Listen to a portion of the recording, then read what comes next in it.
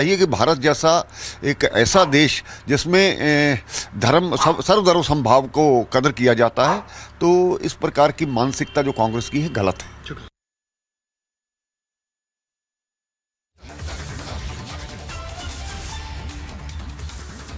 All right, viewers.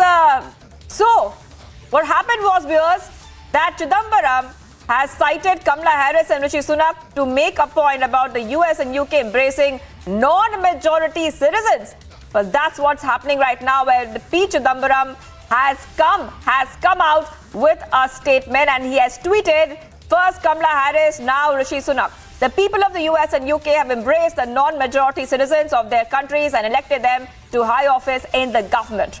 That's a tweet. And he also adds, P. Chidambaram also adds, I think there is a lesson to learn by India and the parties that practice majoritarianism. All right, let's go ahead and listen into a reaction coming in from BJP spokesperson Shehzad Poonawala. देखिए, जब पूरी दुनिया भारत का लोहा मान रही है और एक भारतीय मूल का व्यक्ति यूके का प्रधानमंत्री बनता है, उस देश का जिसने भारत पर इतने वर्षों तक हुकूमत की, तो उसका जश्न मनाने के बदले कांग्रेस पार्टी अपनी असली चरित्र पर फिर से उतर आई है, जो कि बांटो और राज करो और भारत की बदनामी अंतर्राष्ट्रीय मंच पर करो और इस्लामोफोबिया का फर्जी कार्ड खेलो। मैं पूछना चाहता हूं चिदम्बरम जी और थरूर जी से कि क्या डॉक्टर मनमोहन सिंह को वो अल्पसंख्यक समुदाय का नहीं मानते, या वो डॉक्टर मनमोहन सिंह को कभी प्रधानमंत्री नहीं मानते थे, क्योंकि वो तो 10 वर्ष प्रधानमंत्री रहे और वो सिख समुदाय से थे। और जहां तक बात है सर्वोच्च पद की, तो फखरुद्दीन अहमद से लेकर ज्ञानी झैल सिंह तक, एपीजे अब्दुल कलाम तक, राष्ट्रपति कई लोग बने हैं अल्पसंख्यक समुदाय से। देखिए, देश में किसी भी लोकतंत्र में मेरिट को ज्यादा तरजीह दी जानी चाहिए, ना कि माइनॉरिटी कम्युनिटी को। परंतु अफसोस की बात यह है कि जिस कांग्रेस पार्टी ने बार बार इस देश को बांटो और राज करो की राजनीति की, आज वही कांग्रेस पार्टी इस विषय पर बोल रही है। मुझे लगता है ये तो डॉक्टर मनमोहन सिंह का उन्होंने अपमान किया है। उनको याद रखना चाहिए कि डॉक्टर मनमोहन सिंह भी 10 साल रहे प्रधानमंत्री, हालांकि उनके हाथ में कोई सत्ता रही नहीं होगी, परंतु वो भी प्रधानमंत्री रहे। महबूबा मुफ्ती भी सवाल उठा रही हैं। अब वो कह रही हैं कि हमारे यहाँ एनआरसी और सीए को लागू करने के लिए बंदिशें बनाई जा रही हैं, जबकि आप ब्रिटेन को एग्जाम्पल के तौर पर अपने देश को लेना चाहिए। देखिए, महबूबा मुफ्ती इस विषय पर बात करे तो ऐसा लगता है 100 चूहे खाकर बिल्ली हज को चली, क्योंकि उनको पूछना चाहिए कि क्या उनको जम्मू कश्मीर का मुख्यमंत्री कोई अगर हिंदू समाज से होगा तो उनको स्वीकार्य है। जिन लोगों ने कश्मीरी हिंदुओं के नरसंहार पर एक आंसू नहीं बहाया, जिन्होंने कभी ये नहीं माना कि इस्लामिक जिहाद के चलते वो नरसंहार हुआ, जो लोग इसका भी विरोध कर रहे थे जब 370 हटने के बाद वाल्मीकि समाज को अपने अधिकार मिले, वो लोग जब आज इस प्रकार की बातें करते हैं तो उनका दोहरा चरित्र और दोहरा मापदंड सामने निकल कर आता है। अब ये रंग में भंग डालने के बेसुरे रंगबाज लोग हैं। इनके पास न तर्क होता है न तथ्य होता है। ये भूल जाते हैं कि इसी देश में मनमोहन सिंह जी प्रधानमंत्री रहे हैं। ये नहीं होकर के वो अल्पसंख्यक थे, वो काबिल थे इसलिए हुए। एपीजे अब्दुल कलाम साहब प्रधानमंत्री रहे हैं, राष्ट्रपति रहे हैं। फखरुद्दीन अहमद साहब राष्ट्रपति रहे हैं। ज्ञानी झैल सिंह जी राष्ट्रपति रहे हैं। एक लंबी श्रृंखला है।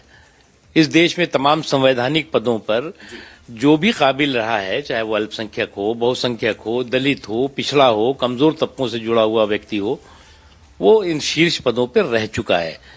अब इन अज्ञानियों को अगर ज्ञान नहीं है तो इसका कोई इलाज तो हो नहीं सकता, क्योंकि इनकी दिक्कत यह है कि इनके पास तर्कों की कंगाली रहती है, इसलिए कुतर्कों के ये मवाली बन जाते हैं। तो सर, अभी तो खुश होने का मौका था, क्योंकि ऋषि सुनक भारतीय मूल के हैं। अब ब्रिटेन के प्रधानमंत्री बनेंगे तो भारत के साथ रिश्ते अच्छे होंगे, व्यापार बढ़ेगा। इस वक्त ये राजनीति, ये बयानबाजी क्या मायने रखती है?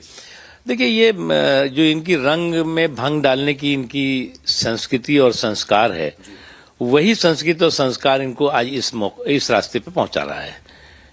अब आज भारत के लोग अगर खुश हो रहे हैं, भारत में रहने वाले दुनिया में जो लोग हैं वो खुश हो रहे हैं, तो उसमें भी रंग में भंग कैसे डालो, ये कोशिश है उनकी। All right, viewers, so when Indian origin Rishi Sunak is all set to become the Prime Minister of the UK, at the same time in India, politics has erupted. Many reactions coming in right now. You just heard them. Also, let's listen into what Ghulam Ali Khatana, the Rajya Sabha MP, had to say on this story we are tracking. Bharat के प्रधानमंत्री नरेंद्र मोदी जी की रहनुमाई में देश का जो मुसलमान है वो सुरक्षित है।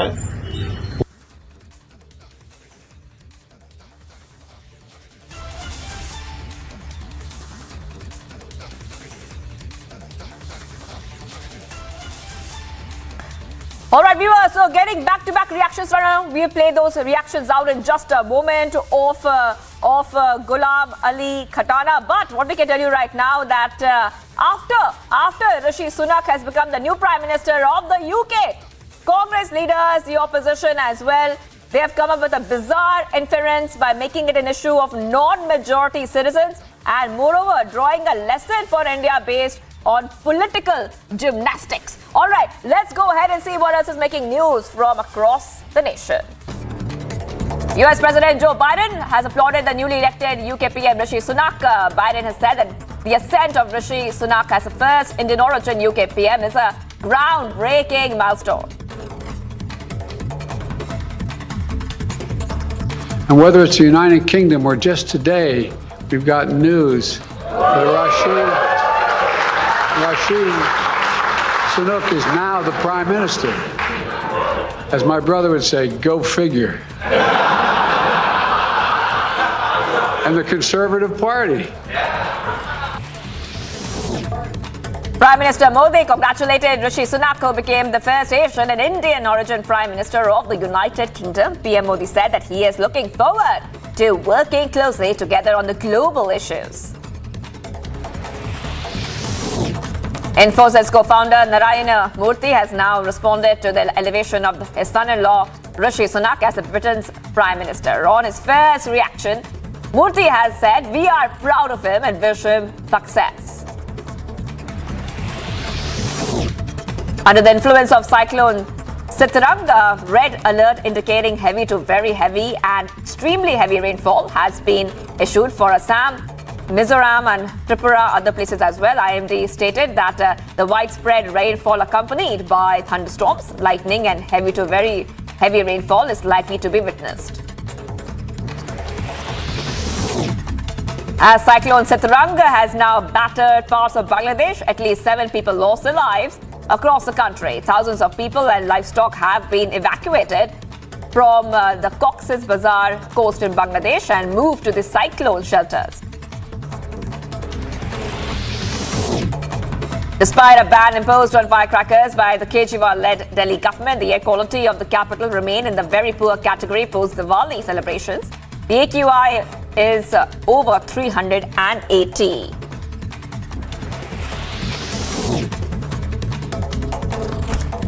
A massive fire broke out in a restaurant at Prashant Vihar area of Rohini sector in the national capital. Several fire tenders were rushed to the spot after hours of firefighting. Operations of the fire has now been doused.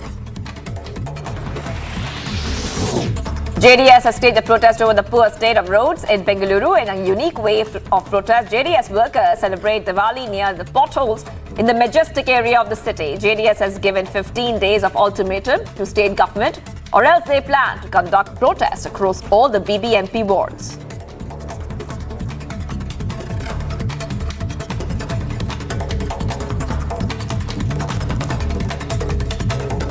Viewers, members of 2 communities clashed over the bursting of firecrackers in a locality in Gujarat's Vadodara city on Diwali, following which the police detained 19 people from the 2 sides. The clash broke out at around 12:45 a.m. on Tuesday in the very sensitive area. And those detained include a person who allegedly hurled a petrol bomb at the policeman from the 3rd floor of his house in the locality nearly an hour after the clash broke out. And no one was injured in the clash, he said, and adding that a motorcycle parked in the area caught fire after a rocket firecracker fell on it. After the incident, now security was deployed in the area and situation was under control. Suspects from both communities were being rounded up, viewers. So members of 2 communities have clashed over the bursting of firecrackers in a locality in Gujarat's Vadodara city. Now that area was extremely sensitive in the communal sense. Now this clash broke out around 12:45 a.m. on Tuesday. Those detained include a person who allegedly hurled a petrol bomb at policemen, and we are also learning that no one was injured in the clash. Priyanka is joining me live for more. Priyanka, take us through what we're learning so far in this case which is coming in from Vadodara. What is the investigation pointing at so far? Well, Shivangi, you've rightly put out the details of what really had gone on last night during the Diwali celebrations when the firecrackers were being burst by one part of the community there in Vadodara city. In the middle of the city is where this entire incident has taken place. And of course, two community members had come face to face on the issue of bursting crackers is what we had seen. The reason for this kind of an escalation of the physical altercations that had broken out, including and not limited to stone pelting that had broken out between the two communities. And then, of course, as you pointed out, that there were police officials as well that had been targeted, and petrol bombs were also being hurled at these police officials. In fact, one of the cars of the DCP himself, his car had been attacked with petrol bombs as well, and that particular person has also been taken into custody, and he is also being interrogated and investigated as to how these people had gotten their hands on these kind of petrol bombs as well, and whether this was a premeditated incident of creating this kind of a law and order situation or not is something that the police is also looking at. But as of now, they have said prima facie that it seemed like a sporadic violent incident that had broken out between the two communities on the issue of bursting crackers, and it had only gotten escalated because they were private rockets, the firecrackers that were being launched on in the nearby areas, because of which these vehicles had also caught on fire, because of which the entire incident also escalated. Now, post that, we are seeing that the police had deployed extra officials in that particular area. Through the night, we saw combing operations of course of the police also that were being carried out, and as of now they have said that the situation has gone back to normal, because these 19 people that had been involved in this kind of a violent incident have been taken into custody. They have been detained, they are being interrogated, they are being investigated as to whether or not this was a premeditated conspiracy to carry out this kind of a violence or not. But the police is of course looking at these 19 people. Apart from that, the CCTV footages as well that they have gotten hold of to identify more and more people who might have been involved in creating this kind of an unrest in that particular area of the city. We do see that in and around Vadodara over the past few months, these kind of clashes that have broken out, then be it about the Diwali firecrackers as it was the case last night, or during the time of any other religious processions as well, and that is why extra police deployment has been done in that particular area. Right. Priyanka, I'm coming back to you in just a moment. Many reactions are coming in on this story that we're tracking from Gujarat, and you are getting us every detail of that. Let's have a look at what Tom Buckingham of the BJP had to say on the violence which broke out in Vadodara on the night of Diwali. देखिए, ये मैं हैरान हूँ कि दीपावली के दिन भी ऐसा कम्युनल क्लैशेस हुआ है। मैं समझता हूँ सरकार वहाँ कॉम्पिटेंट है, एक्शन लिया जाएगा, और जो भी जिम्मेवार है उसको कानूनी तौर पर डील किया जाएगा। तो हमें विश्वास है कि गुजरात की जनता जो है समझदार है, और ऐसे व्यक्तियों को छोड़ेंगे नहीं। और आने वाले दिनों में आप देखेंगे कि इलेक्शन के रिजल्ट्स में भी इसका असर होगा। All right, so like Tom Buckingham of the BJP just said that government will be taking action on the miscreants. Priyanka, I just want to take a short answer from you as well on what is the situation like right now. We know that the place where these clashes took place, they were communally very sensitive. Well, that's right, Shivangi, and as I was pointing out earlier as well, in and around that area, we have seen over the past few months that there have been various sporadic incidents like this one that had also broken out during the time of any religious procession that is being carried out in that particular area. And such was the case last night as well, where this violence had broken out over the issue of firecrackers that were being burst. And there was a point where both the communities, in fact, were bursting the firecrackers in front of each other, and because of which we had seen that private vehicles had also caught on fire. And as Tom Buckingham was also pointing out that of course the action will be taken by the government, and it seems as though they have already done so, because 19 of these people that had been involved in this kind of a violent attack, they have already been taken into custody. They are being interrogated as well, as I had mentioned earlier. But as of now, we are being told that extra police deployment has been done, combing operations were done through the night, but as of now the situation has gone back to normal. In fact, the market area near the place where this entire incident had also broken out, the market areas have also opened up. As of now, the situation is under control. Shivangi. All right, thank you, Priyanka, for getting us all the details there of this story coming in from Vadodara. Members of two communities clashed over the bursting of firecrackers in a locality in Gujarat's Vadodara. 19 people have been detained. Let's have a look also about all the international stories which are making the news. Ukrainian President Volodymyr Zelensky has stated that his country is crushing the so-called second army of the world. Speaking on the 8th-month anniversary of Russia invading Ukraine, Zelensky said that from now on, Russia will only be a pawn.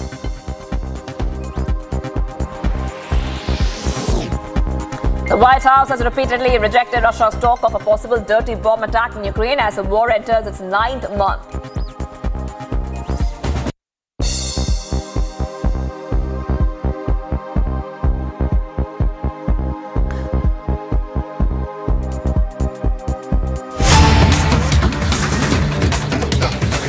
All right, viewers, getting some breaking news coming in. Breaking news coming in. 4 kids were playing beside a railway line. And now what we have learned is that they have mistaken a bomb to be a ball. While playing with the bomb, it exploded and one of the kids have died on the spot, viewers. The rest of those children are grievously injured. Now the kid who has succumbed, his name is Nikhil Paswan. The BJP MLA Paban Singh has now rushed to the spot. Also we are learning the police is investigating who placed the crude bomb at that spot. Big news coming in, viewers. This is a breaking development. We're getting some details on this story. This story is coming in from Bengal. What we learned so far that 4 children were playing beside a railway line and they thought a ball was a bomb. In fact, they took the bomb thinking it's a ball. They picked it up, and they were playing with that bomb. Of course, the bomb was mistaken to be a ball by those children. Now that bomb had exploded, and one of the kids have died on the spot. Kishale is joining me from the Bangla newsroom. Thank you for joining us, Kishale. What are we learning so far? This is a breaking development coming in from West Bengal.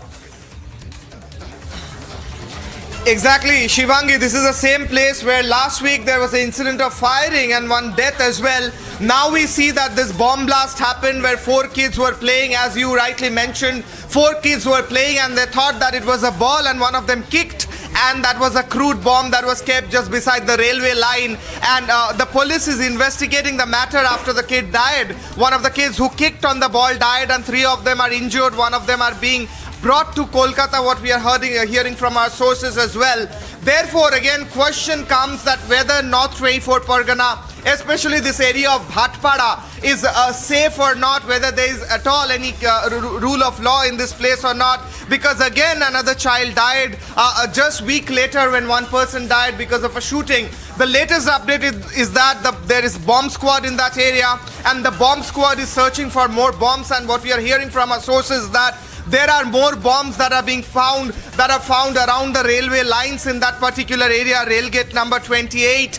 And it is being understood that the local miscreants and political goons are the ones behind this whole matter, where they were storing bombs and other weapons in that area, and this kid died just because of that. So it's a tragic incident coming directly from West Bengal, North 24 Parganas, Bhatpada, the area of Arjun Singh. And also the BJP MLA Pawan Singh reached to that particular area this morning, and he said that there is no political connection. However, he is blaming the police for not taking actions to reduce the number of weapons and bombs that are stored in this whole area. That's what the latest update is, Shivangi. Right. And Kishale, we are learning, like you're saying, that the bomb squad has reached the spot. Tell us about this area which you're mentioning in West Bengal, the Bhatpara area, where you said the kids were playing there and they mistaken that a bomb was actually a ball. So tell us a little bit about this area. Was there any kind of a security concern in that area, and how did an incident like this happen in the first place? Well, Shivangi very rightly asked, this area, particularly Bhatpada area, has been a particular point of several security lapses, and there were multiple incidents of firing, shooting, murders, and especially political murders, especially during the elections. Arjun Singh is the local strongman. Now he's in Trinamool. Previously he was in BJP. He joined back Trinamool Congress, and there has been a constant feud with Arjun Singh, with the local leaders as well. And what we are getting to know is that all these weapons, all these bombs, crude bombs, which were being stored, as we know that elections are also not very far away next year, and then again another one the year next. So we are getting to know that political miscreants may have been storing bombs in that area. That's one theory. Also, police is looking into the matter that whether local goons, local smugglers are behind this storage of bombs and all that. However, the big news is, breaking news is, tragic news is, this kid, innocent kid who was just playing, four of these kids, they thought that it's a ball. They thought that they could kick into it, and they did that, and then that exploded. All right, And one I'll be kid joined died. by Sukanto Majumdar, President of the Bharatiya Janata Party of West Bengal. Kishan, I'm coming back to you. Sukanto Majumdar, thank you for joining us on Republic TV. This is an unfortunate incident coming in from West Bengal, where a child has lost his life in that bomb blast. He thought that bomb was a ball. See, this is really an unfortunate event, and that happened this time, and it is not only this. This is the first time. Several times this kind of incident happened in the state of West Bengal, because the state of West Bengal became the epicenter of manufacturing this kind of country bomb, as well as the local made the ammunitions. And the TMC public, that is TMC workers, are now accumulating this kind of bombs and all the weapons for the upcoming panchayat election. So that is their motive, and due to this kind of activities, the people of the West Bengal, they are suffering. And Sukanto Majumdar, you are saying that, of course, this is a menace there in that area. What kind of action do you think the government should take here? The government should take the action immediately, and I think police is not enough to handle this kind of incident, because this kind of incident is happening regularly in those areas, especially the Barakpur and Barakpur surrounding areas. So it is better to hand over all these cases to the NIA, and NIA should conduct a huge investigation to wipe out this kind of nexus. Those are actually prevalent in those areas. All right, let's go straight to Samiksha as well. She's in the Mumbai studios. Samiksha, over to you. Well, thank you for that, Shivangi. Sukanta Majumdar, of course, continues to be with us. Sir, to continue on that very same point, what action do you think the state government should be taking at this point? And what is the opposition? How is the opposition planning to, rake up this issue, and some measures that could be taken to avert any such future mishap?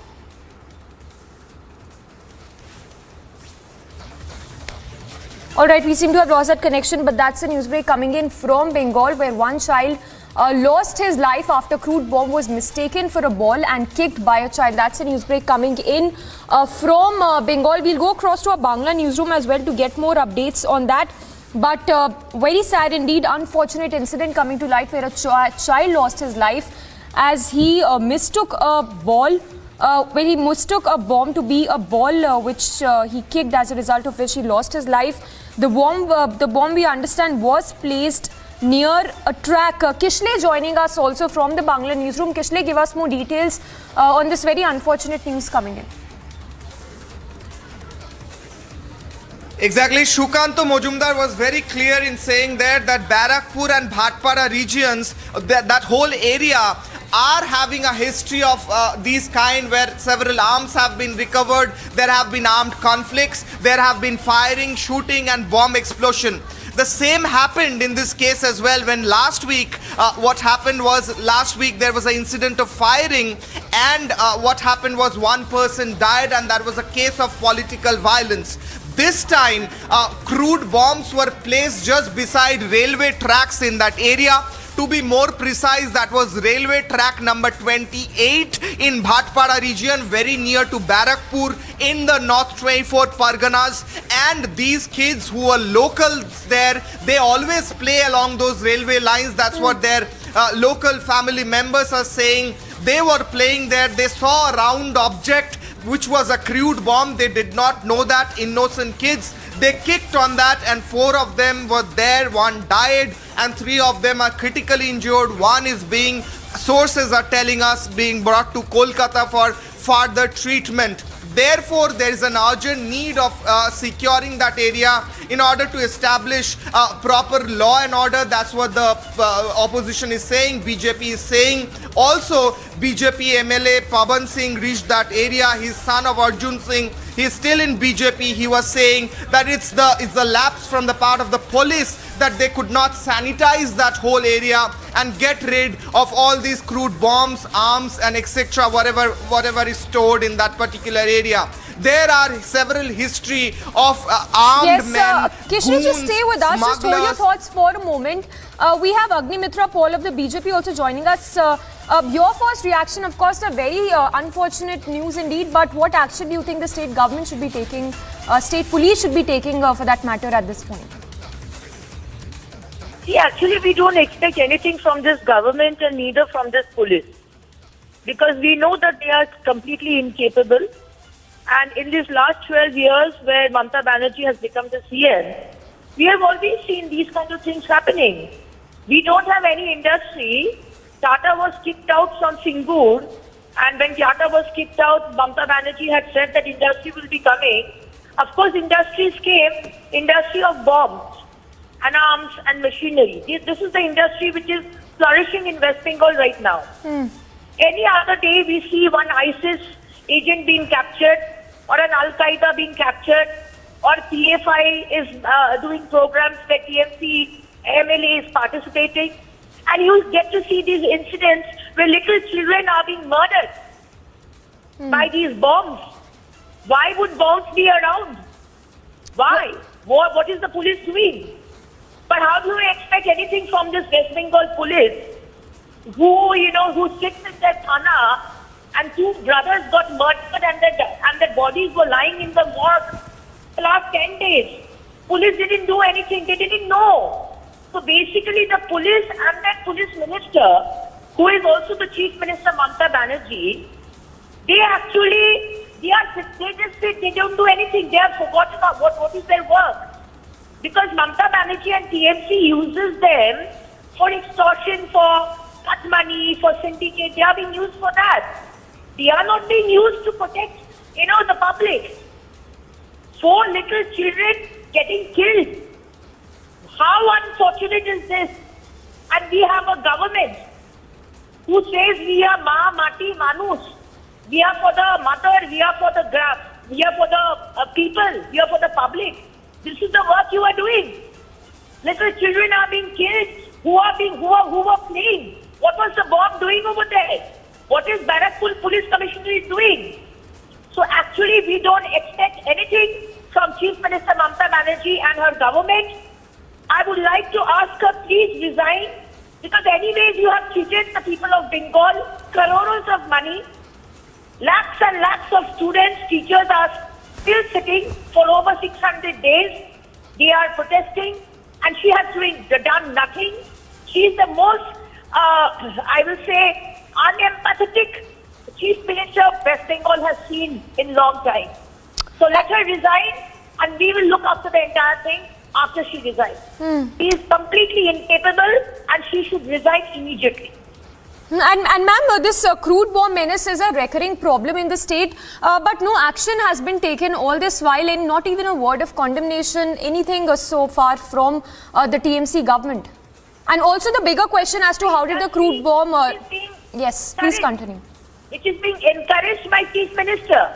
After 6 months, we will have Panchayat election, Panchayat board. So they are, every other day we get to see in the papers that arms factory has been discovered in one place. Another day we have seen 2 trucks of arms were entering West Bengal. What is the police doing? Why so much arms coming into West Bengal? For what? We are not preparing to fight for any other Pakistan or China. Then what All right. What is this arms why is it getting into West Bengal? Because terrorists all over the world, they know that this is the safest area in West Bengal. They can come here, they will get the government, and they can have their operations done from West Bengal. So this is what is happening. The police don't do anything. Neither does the Chief Minister, who is also the police All right. minister. Yes. So it's better she resigns. All right, we'll leave it at there. So, Agnimitra Paul of the BJP demanding stern action by the TMC government, in fact, demanding the resignation of the Chief Minister. Kishle continues to be with us live from the Bangla newsroom. Kishle, the bigger question here, who really placed that crude bomb at that particular location near the railway track?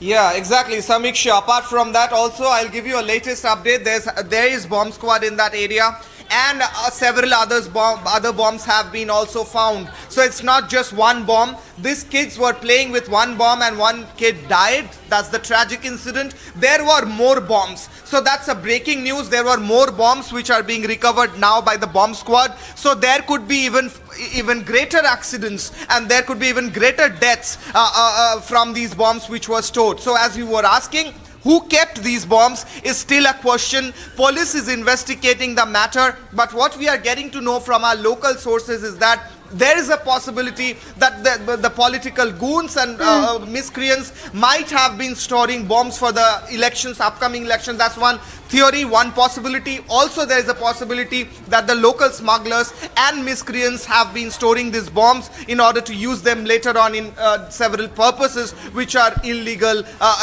according to law. So all these theories are still being questioned and investigated by the police. Police is in the spot. The bomb squad is in the spot.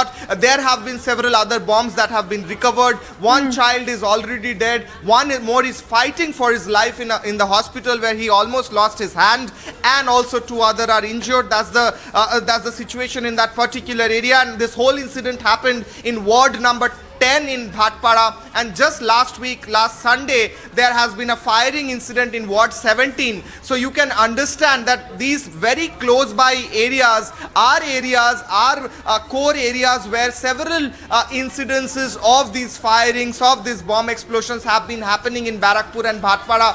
And that's what the political opposition is questioning as well. And they're asking whether the police is at all working in that area. And if they are working, then why these incidents are happening again and again. And innocent people, including kids, are losing their lives. Well, absolutely. Kishle, stay with us. So those are the breaking updates coming in right now, where more bombs, we are told, seem to have been found in this particular area, which is the Bhatpara area of Bengal. The bomb disposal squad is at the spot. So the visuals coming in right now from that particular location where the bomb was found. The child, in fact, unfortunately lost his life as he mistook the bomb to be a ball which he kicked, as a result of which he lost his life. We are told that bomb disposal squad has now been rushed to the spot as more bombs have been detected in this particular area. Kishle continues to be with us. Kishle, once again, if you could give us all those facts that are known so far, and also any word coming in from the state police as to what is known so far.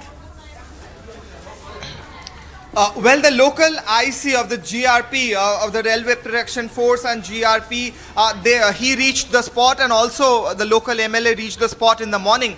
The police version is that this has been a matter of security lapse, and the police is looking into the matter. They are investigating the matter. However, in the past few years, there has been several similar other incidences, and similar statements have been given by the police, where they just say that they are investigating the matter and a few arrests, and then again everything becomes the same. That's the police version. Also, the political opponents in the state, especially in Republic TV just now, Agnimitra Paul, and before that on Republic TV, Shukanto Mojumdar as well said that the Chief Minister, who is also the police minister, it is actually a failure from the police department. Yes, and she should be Kishle, taking stay with action us. against Yes. whatever is happening.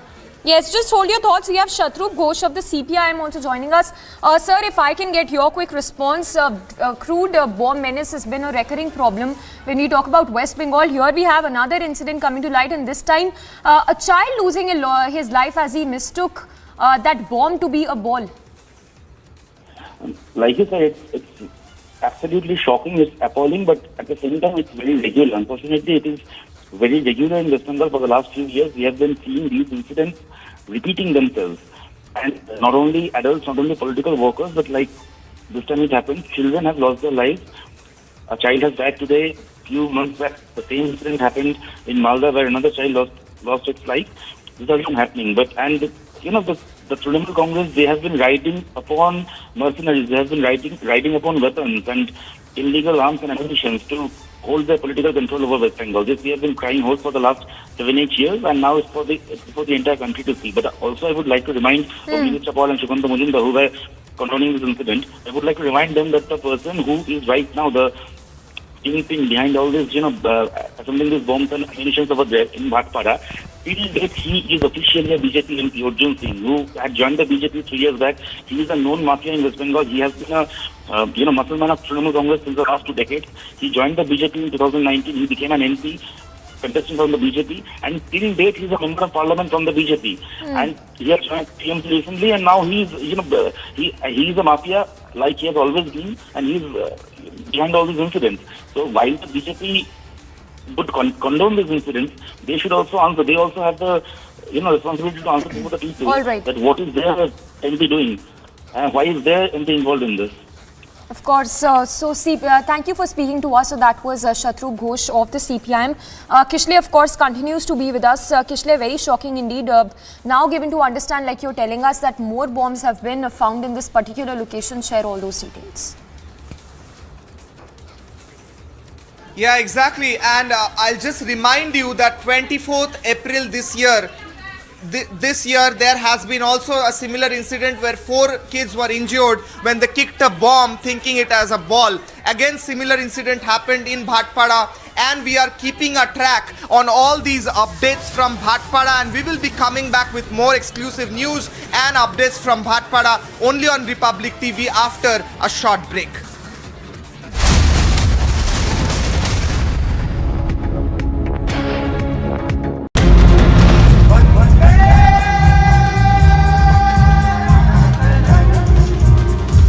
Chhattisgarh Sukma, where 74 Battalion of the CRPF celebrated Diwali at the Dornapal camp with great fervour.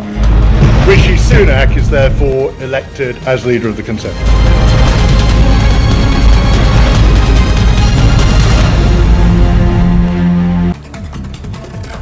And here's a look at what else is making news this morning. US President Joe Biden has applauded the newly elected British Prime Minister Rishi Sunak.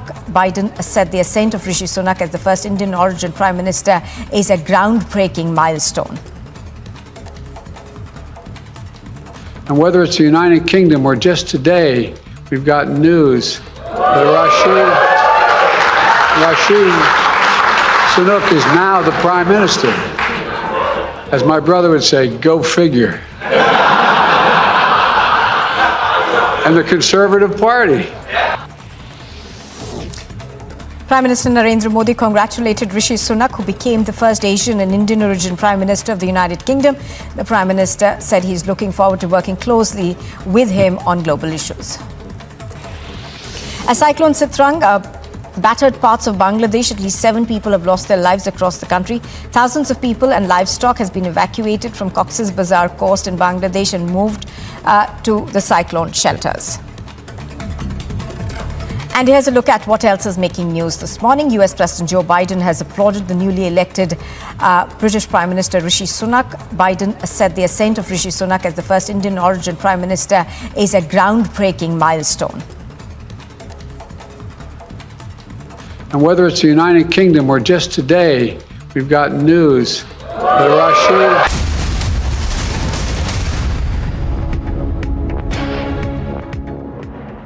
You are calling that as a cylinder blast, and you are trying. So that moment you say a terror attack, at one end it also means people will take extra precaution when going out. It also means. That is also you have to say. If you call this as a cylinder blast, let us imagine one more module is active. That module might do an attack in the next 1 week or 10 days. Then what will the state government do? Oh, no, we should not have called it a cylinder blast. You never know. Modules are always present in different parts of the country.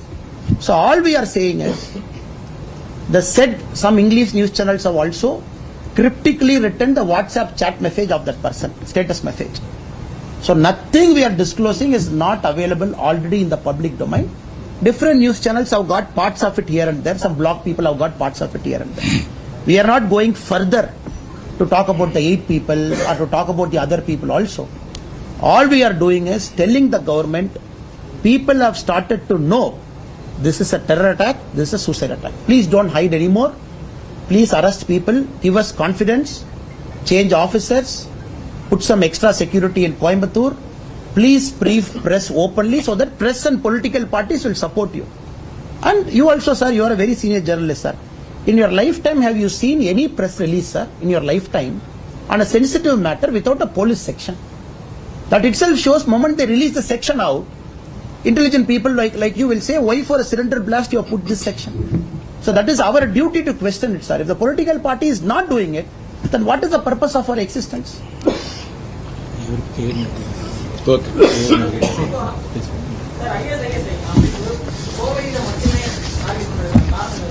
அண்ணா எனக்கு உண்மையால தெரியாதுங்கண்ணா. ஏன்னா அவர் கேட்டது போல சில இடத்துல அவங்களுக்கான ego system இருக்கு. Ego system அதை கேட்கக்கூடிய இளைஞர்கள், ரேடிகலைஸ் ஆகக்கூடிய தன்மை, பிரீச் பண்ணக்கூடிய மனிதர்கள். அதனால ஏற்கனவே சொன்னது போல இஸ்லாமிய மதத்தை எப்பொழுதும் கூட தவறாக பேசக்கூடாது, நல்ல ஒரு மதம் என்று தொடர்ந்து கருத்து சொல்லக்கூடியவன் நான். அரஸ்ட் பண்ணப்பட்டவங்க இஸ்லாம் மதத்தை சேர்ந்தவங்கன்னா கூட அந்த இஸ்லாம் மதம் தப்பானது என்று எப்பவும் நான் சொல்ல மாட்டேன். உதாரணத்துக்கு சொன்ன அதே ஜமாத் தானே இன்னொரு இடத்துல சொல்லியிருக்காங்க இங்க அனுமதி இல்லைன்னு, அதையும் பாராட்டி இருக்கமல்ல. பட் நாம சொல்றதுன்னா இந்த ஆட்சி உண்மையாலுமே மக்களுடைய உயிர் மீது, பாதுகாப்பின் மீது அக்கறை செலுத்துறாங்களாங்கிறக்காக தான் இவ்வளவு பெரிய பிரஸ் மீட் நம்ம வைக்கிறோம். இன்னியாவது காவல்துறை வெளியே வந்து உண்மையை சொல்லி ஆக்ஷன் எடுங்க.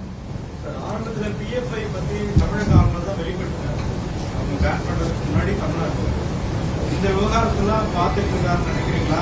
அவருக்கு சிலிண்டர் பிளாஸ்ட் தான் தகவல் சொல்லியிருக்காங்கன்னா அவர் அதை அனுமதிக்கிறாருன்னு எங்களுக்கு உண்மையாலுமே கவர்னரை சந்தித்து இது சம்பந்தமாக ஒரு மனு கொடுக்க வேண்டும் என்கின்ற ஆசை. அதற்கு முன்பு பத்திரிகையாளர்களை சந்தித்து விட்டு இதெல்லாம் பேசிவிட்டு மாநில அரசு நடவடிக்கை எடுக்கிறாங்களா, உண்மையை சொல்றாங்களான்னு பார்த்துட்டு நாளை மறுநாள் கவர்னரை நோக்கி செல்வதை பற்றி ஆலோசிப்போம். இன்னைக்கு அமித்ஷாஜிக்கு, உள்துறை அமைச்சருக்கு எழுதியிருக்கோம். கடைசியாக பத்திரிகை நம்பருக்கு ஒரு செய்தியை சொல்லி முடிச்சுக்கிறோம். தீபாவளிக்கு அடுத்த நாள் நீங்கள் அனைவருமே நேரமே வந்திருக்கீங்க. ஏன்னா உங்களுக்கும் இதனுடைய மகத்துவத்தை உணர்ந்து வந்திருக்கீங்க. அதனால உங்களுக்கு ஒரு பெரிய நன்றியை சொல்லிடுறோம். குடும்பத்தை எல்லாம் விட்டு ஓடி வந்திருக்கின்றீர்கள். 27ஆம் தேதி தமிழகம் முழுவதுமே தமிழை வளர்க்க தவறிய திமுக அரசை கண்டித்து மாபெரும் ஆர்ப்பாட்டம் அனைத்து மாவட்ட தலைநகரத்திலும் நடக்க இருக்கிறது.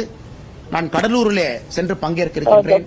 Bharatiya Janata Party Tamil Nadu President K. Annamalai says that on 27th there will be a massive protest in this all throughout the state against the DMK government, and he would like to announce the massive protest that they are planning to conduct.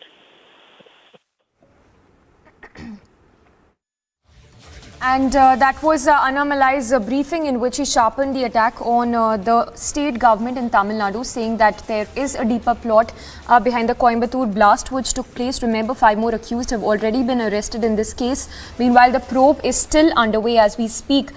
The cylinder blast, which happened at around 4 to 4:30 a.m.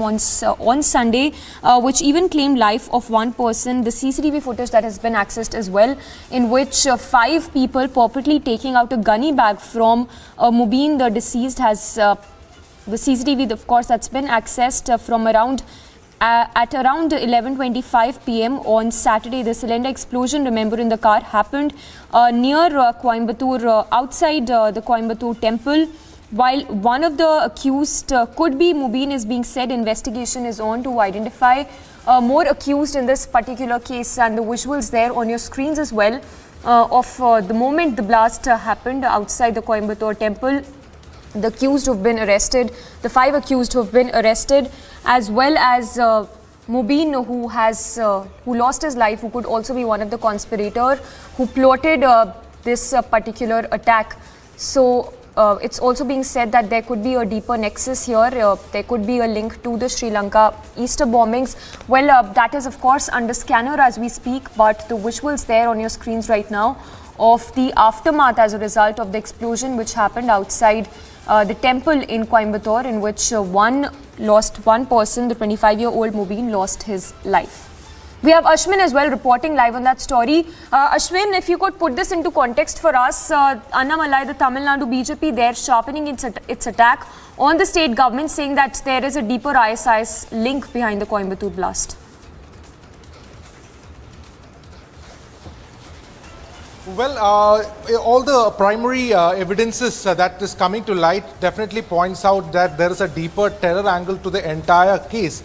Number one, the main suspect in this case, who also died in the car blast, Mohsin, he certainly the activities that he has undertaken certainly seems to be very serious in nature. Especially, he had met one Asruddin, who was a terror suspect at a jail in central jail in Thrissur district. This is number one. Number two, the CCTV footage that has been accessed clearly shows that some kind of a sack is being moved just 4-5 hours before the entire blast took place.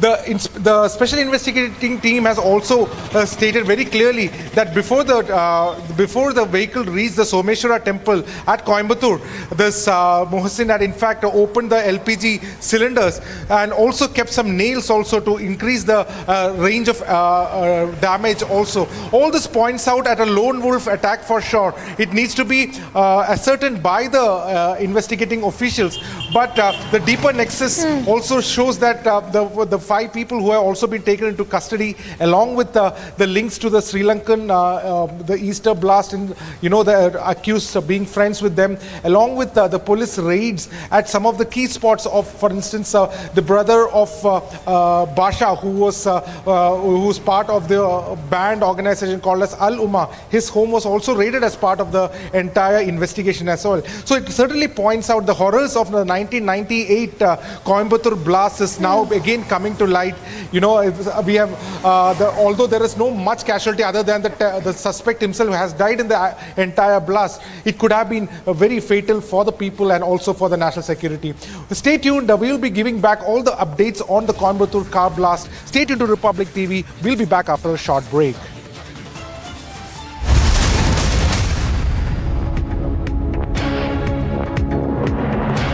Style?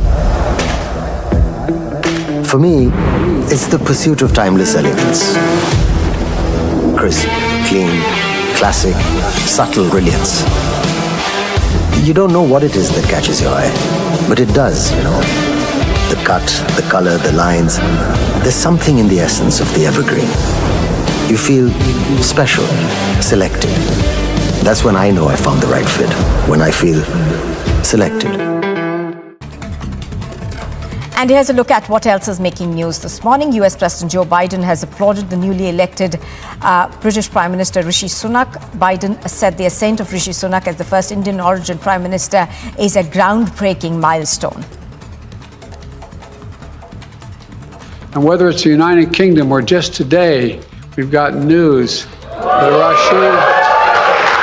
Rishi Sunak is now the Prime Minister. As my brother would say, go figure. And the Conservative Party. Prime Minister Narendra Modi congratulated Rishi Sunak, who became the first Asian and Indian origin Prime Minister of the United Kingdom. The Prime Minister said he's looking forward to working closely with him on global issues.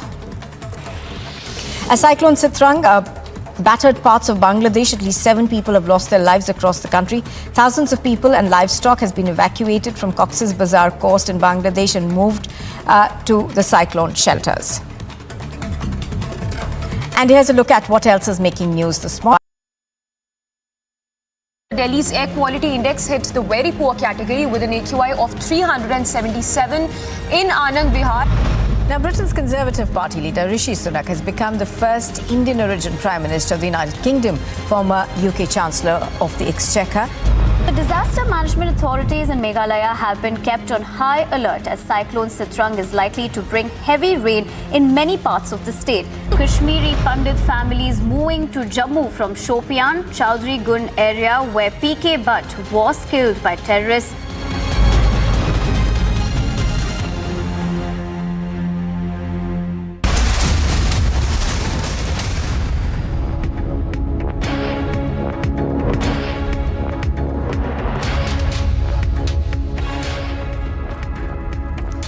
Viewers, we are live in Breaking on Republic TV. I am Shivangi Shukla. Let's see what is making the news right now. Let's have a look at the headlines that we are tracking.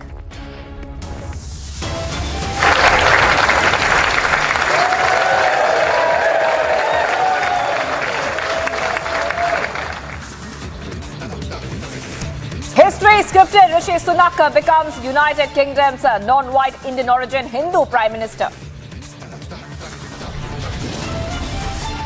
But the lobby is at it again. Asked, is a minority Prime Minister possible? BJP hits out. Mystery over Coimbatore blast after BJP's deeper ISIS link claim. Sri Lanka investigation links emerge.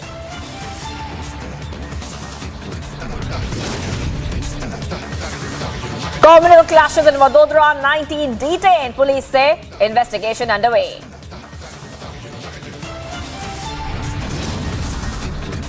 Two Indians trailed, targeted and killed by 4-man squad in Kenya. Motive behind the gruesome murder yet to be known.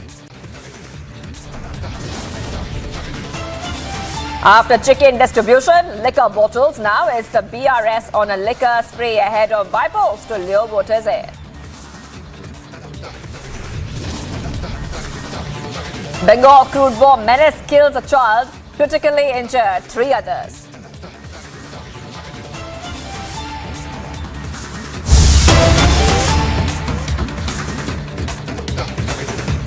Viewers, getting some breaking news right now. WhatsApp disruption in different parts of the world has been reported. What we can tell you so far, WhatsApp has been down for over 30 minutes now. WhatsApp outage being reported. That's what we're getting for you right now. It seems as if WhatsApp, the app WhatsApp, is down. Not just in India, but in different parts of the world. We're getting this news coming in at this point of time, viewers, that WhatsApp is down. Users are facing problems in sending and receiving messages. Ankit is joining us for more. Ankit, we are learning that there seems to be some kind of issue with the app. Absolutely, Shivangi. So what happened was, if I can trace it through, because we experienced it first and we noticed and we checked it. First, it was the group messaging that went down. We sent each other messages on groups and they would not get sent. The sending icon would remain there. However, DMs were still working at that time. So this was a problem that was also reported on social media, because of course, if people want to verify, they would go and check whether elsewhere there are others complaining about the same thing. So it turned out to be the case. Now, just a couple of minutes ago, I can confirm that even direct messages are not working. So essentially, WhatsApp has gone down, and it appears to not only be the case within India or parts of India, there are plenty of foreign users also reporting it on social media. The fact that WhatsApp is down, it takes hardly no time for news to percolate from one platform being down to another. So in this case, on Twitter, for example, the hashtag WhatsApp down is currently trending. I have the WhatsApp Twitter handle open in front of me, and so far there appears to be no statement on the matter by WhatsApp or its owner Meta. But of course, there are a lot of people who are currently experiencing this problem. So it remains to be seen till what time WhatsApp will be back running again. We've seen how different platforms experience outages, downtime for various different reasons. Sometimes these are across, sometimes they're for a select number of users in select areas. But this time it appears to be that WhatsApp has gone down in many parts of the world, first with group messages and now with DMs as well, Shivangi. Right. All right, so we're getting some news right now, and Ankit is getting us the details as well, that the app is not working as users are unable to send or receive any messages right now. And as Ankit was saying, that the parent company of Meta has yet to address the issue. Ankit, you're also telling us that there has been no kind of statement also coming in from WhatsApp as well, right? No statement so far. In fact, their last tweet by the WhatsApp official handle was 14 hours ago. It was a regular tweet talking about how they have privacy chops and how they have improved the privacy services that they offer. But currently, there is nothing yet on whether or not there is a problem that they are tending to, or how they are addressing it, or an acknowledgement. Generally, you find either the WhatsApp Twitter handle or someone who holds a high position in WhatsApp who has a large following will likely make some kind of a statement. So, but as of this moment, Shivangi, we can tell you that there doesn't appear to be a statement by either WhatsApp or by the parent company Meta. However, WhatsApp is down. First it went down, like we said, for group messaging. It was down for some time. It appears to have been down for at least 20 minutes. We verified this. And then later, a short while earlier, just about 5 minutes ago, we also confirmed and we saw that on DMs also you cannot no longer send messages to each other. So WhatsApp is in fact down at the moment. We are awaiting word on when it would be brought back and services will be restored. Right. And Ankit, usually we see Instagram has gone down a couple of times in the past. We have seen that that when a case like this happens, usually Facebook has acknowledged the issue and they apologize to the users. They apologize and tender their apologies to the users whenever such kind of outages happen. These outages happen quite frequently. In fact, sometimes Instagram goes down, sometimes we see that Facebook also goes down. But usually we would wait for the parent company to come out and acknowledge that such kind of issue is being faced by the users of that app. In this case, Ankit, help us understand that when can we expect any kind of communication to come through? Because WhatsApp is extremely important, not just for individuals, but for businesses from all over the world, Ankit. Most definitely. I can also now tell you that on the Facebook page of WhatsApp, which is on its parent company's social media networks page, their last update is a cover photo that they had changed, which was only 13 hours ago. So clearly they have not mentioned anything about this. We expect that in due course, either the services will be restored or some kind of statement will be forthcoming. Like you rightly pointed out, every now and then there are different social media that do go down. Instagram down, Twitter down, Facebook down. These are often hashtags that trend very quickly after some kind of outage happens. In this case, Twitter for sure is trending WhatsApp down. And because WhatsApp is so ubiquitous right now, I recall the time when WhatsApp was not owned by Meta. It was a $19 billion purchase that Facebook and Mark Zuckerberg had made at that time. It was, I think, at that time, one of the largest social media acquisitions ever. It just speaks about the ubiquity. Since then, WhatsApp has encountered various issues. There are privacy-related matters that have often come to the fore. And periodically, you have outages also that are reported, as they are in all social media. We are still waiting, Shivangi, to find out whether the Meta team will tell us if it is some isolated problem, if it is a problem that affects groups more or DMs more. But for the moment, it appears to be fairly global and fairly all pervasive in terms of DMs as well as groups. Right. And I just want our viewers to get a check about when these kind of incidents have happened. These kind of incidents have happened last year. I'm talking about Instagram, we're talking about Facebook. In fact, Ankit, if you could help our viewers understand the history of such incidents which have been happening in 2021, in the latter part, when in fact Facebook had gone down. And this had happened when an ex-employee of the company, who has now turned into a whistleblower, had accused Facebook of harming children on Instagram. And then Facebook went down for users across the globe on October 4th after the whistleblower had made shocking revelations. Now, this had happened in 2021. So sometimes we see that the company itself would pull down the services for the users when such a case emerges. You know, I don't know if the two were related, but certainly I do recall that outage. And you have to understand that these are titanic services. They are services that host billions of people. Facebook itself has over 1.5 billion users. Instagram something like 700 plus million. WhatsApp also would be a billion plus download app. And so they use vast amounts of server farms which are located in different areas. And so if something goes down, they're complex systems. You don't always know perhaps where to troubleshoot. And so I can imagine, however, that there is a crack team that is always ready and on standby to monitor and fix such outages. Still it happens with even the biggest software companies. It does appear to happen. Even they have systems that are perhaps not always as scalable as one thinks. Or you could never rule out, of course, also sabotage or some kind of mistake or human error. So it really remains to be seen, Shivangi. But even now, I can confirm that none of the messages that I have tried to send people have gone through either on groups or on DM. So WhatsApp remains, at least for the moment, still down. Okay, Ankit, I'm just coming back to you. Just want to tell our viewers exactly what's happening right now. Like Ankit is saying that these kind of incidents have happened in the past and the exact reason is not known, but they have happened after certain events have taken place. Like I told you about that whistleblower who had spoken about Instagram. Facebook had gone down after that. But whether these two are related, we don't know that. But right now, the reason behind WhatsApp being down, we don't know the reason as of now, viewers. But what we can tell you is that the app is not working as users are unable to send or receive messages. The app has not been working for the last 30 to 40 minutes. Well, thank you, Ankit, for getting us all the details. Let's move ahead to the other big story we're tracking on Republic TV. All right, viewers. Rishi Sunak has now become the United Kingdom's non-white Indian origin Hindu Prime Minister. Opposition raises minority leader debate using Sunak, and also we are learning that the minority PM question has been raised by the Vadra Congress and also Mehbooba Mufti. So this is what we're tracking for you right now, where we are learning after the Indian origin, Rishi Sunak has become the new Prime Minister of the United Kingdom. The Congress leader and former Union Minister P. Chidambaram has also come up with a bizarre statement. He has tweeted, and I quote here, just take the tweet of Chidambaram. I'm going to read it out for our viewers.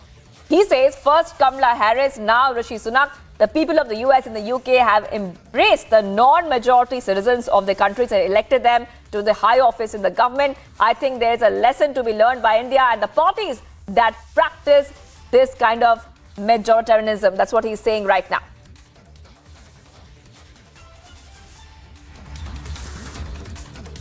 ये पहली दफ़ा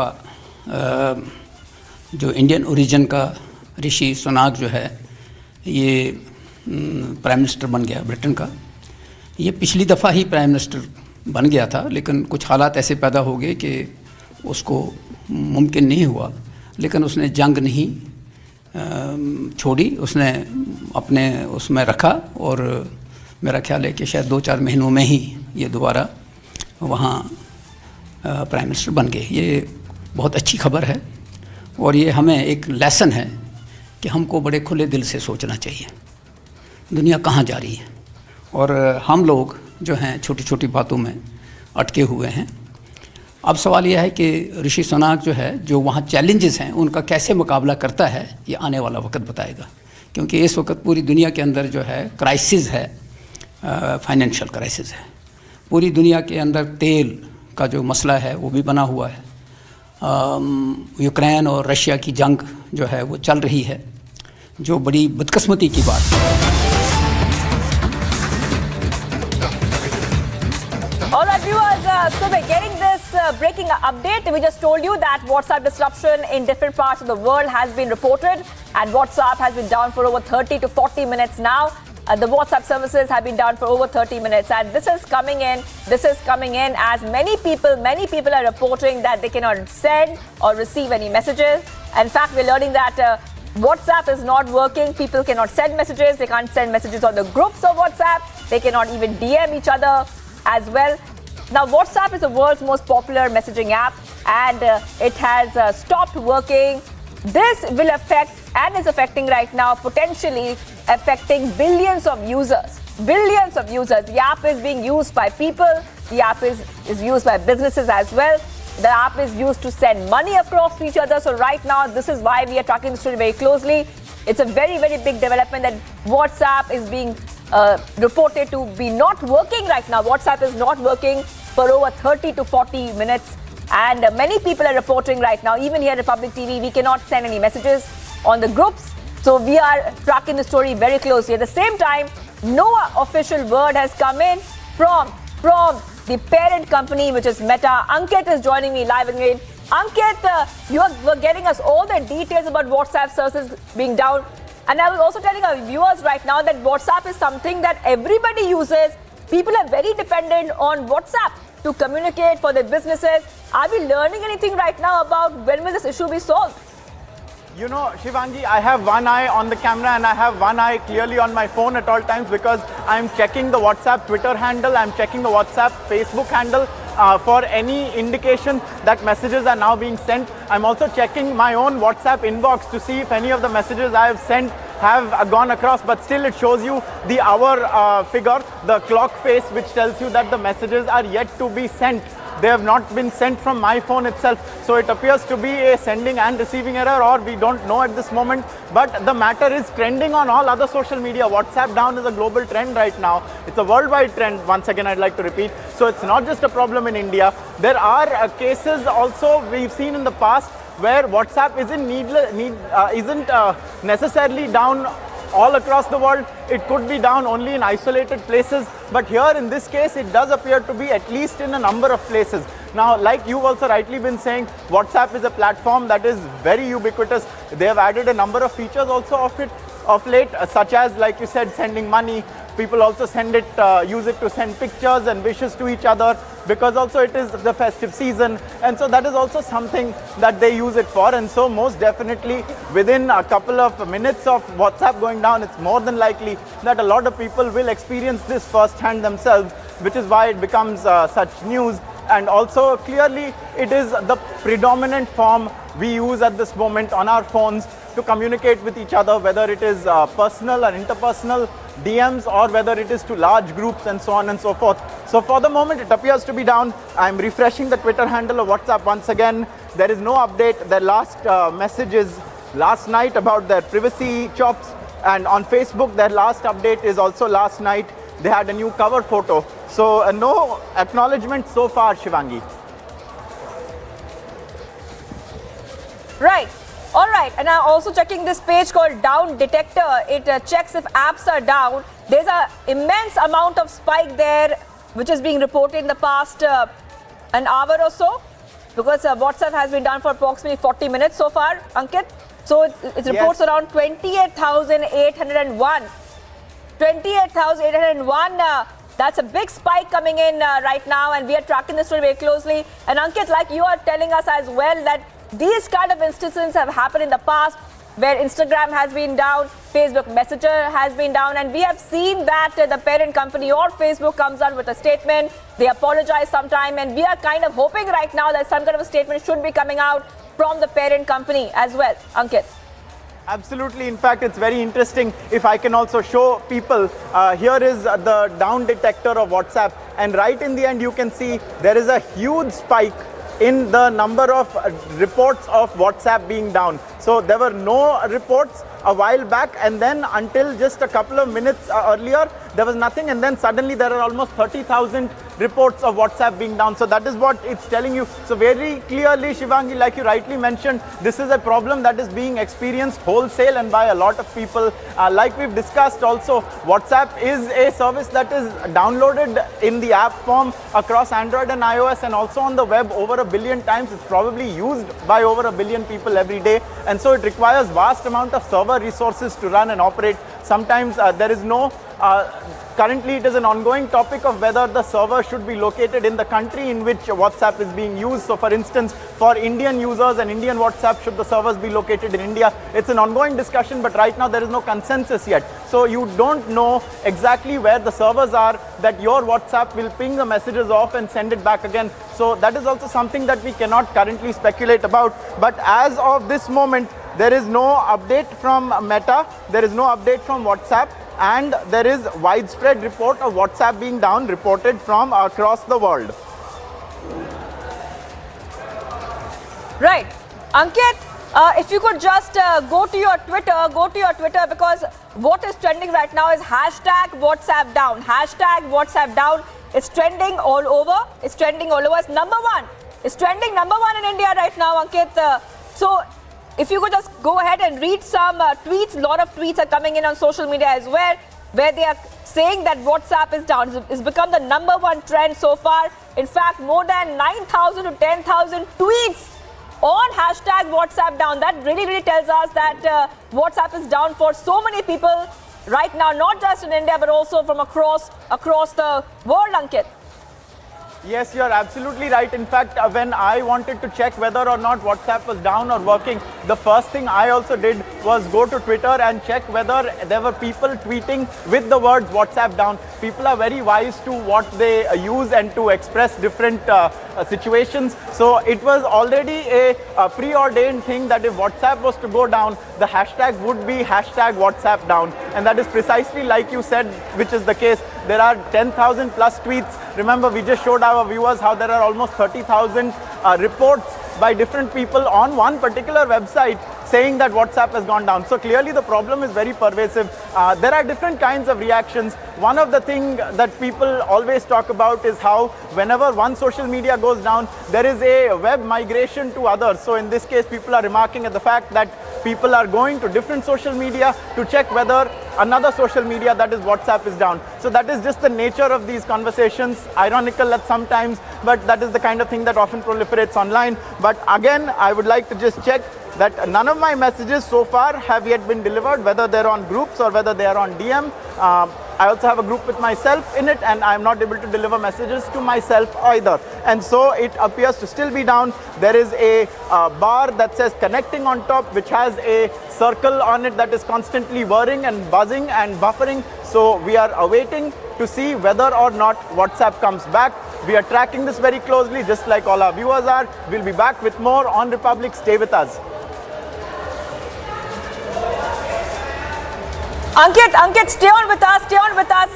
We will just tell our viewers and give them some more updates before we go into the other stories. But right now, Ankit, before we take on the other stories, Ankit, just look at your Twitter. And what is very interesting right now is that even though WhatsApp is down, people are, they are posting memes. They're posting memes. In fact, 25,000 tweets, hashtag WhatsApp down. We can tell you, viewers, hashtag WhatsApp down is trending number one. 25,000 tweets on it. And at the top, you will see, Ankit, that even though WhatsApp is being used by businesses, with friends, with family, their groups, we are seeing that people, even though it's down, they are right now posting memes. Back-to-back memes are coming in. Absolutely. There's nothing that social media is more used for than sharing memes on various situations. So one particular meme, I don't want to show it to the viewers, but I can paint you a picture, is Mark Zuckerberg sitting in front of a box of servers trying to decide whether to plug this cable in or the other cable in. And so that also tells you about the kind of complexity that these systems have these days. To isolate a problem may take some time. To deliver a fix then may take more time. They could either decide to patch the problem, route it to some other system and get it to work, or it could be something that is larger, more pervasive, which would require some kind of larger rollout to take place. One really doesn't know in systems as big as these. These are used by as many people as there are in entire countries. In fact, there is a very interesting statistic which tells you that if Facebook and Instagram and Twitter and so on and so forth were countries, then they would be among the most populous. It would be a very fair comparison between where India and China stand in terms of population and the number of people that use these different platforms. And so that is where we are at the moment. That's why so many people are affected by this kind of outage. We've seen it happening across different social media before. This time it's WhatsApp. And so because it's on WhatsApp, people are taking to other social media to talk about it and report about it because it becomes a subject of conversation as well. Right. And Ankit, like you were telling us that, the memes where they're showing engineers. In fact, engineers will be playing a very, very key role over here to fix this issue because, you can clearly see that those memes are also reflecting that, what we were talking about right now. But let's talk a little bit about the outages which have happened in the past. And if you could tell our viewers as well that usually, Ankit, we have seen, and I'm telling our viewers as well, usually when this outage happens, Instagram or Facebook Messenger, usually Facebook does come out with a statement, but the statement comes after a couple of hours, Ankit. So hopefully, we should be seeing some kind of a word coming in from the parent company or from Facebook very soon. Definitely, we would expect some kind of word. It's always the case, Shivangi, in my experience, when a large traffic website goes down, either from its own handle, they will give you an update, or in many cases, like in Facebook's case, some of the engineers who head the Facebook engineering services are people who have large followings on their own right, and so they take to their own handles. In Twitter's case, I can tell you that there is a specific handle to talk about this. I think it's called Twitter support or something like that. So Twitter support handle would talk about whether or not there were any kind of outages and so on and so forth. So definitely there is now, because these platforms are all over a decade old, they are no longer small startups anymore. They are settled platforms, even though one may say that WhatsApp doesn't have any kind of revenue strategy figured, but clearly there are platforms that have all their systems and their SOPs in place. And so if there is an outage, one would expect that people will be given due notice and they will get an update very soon.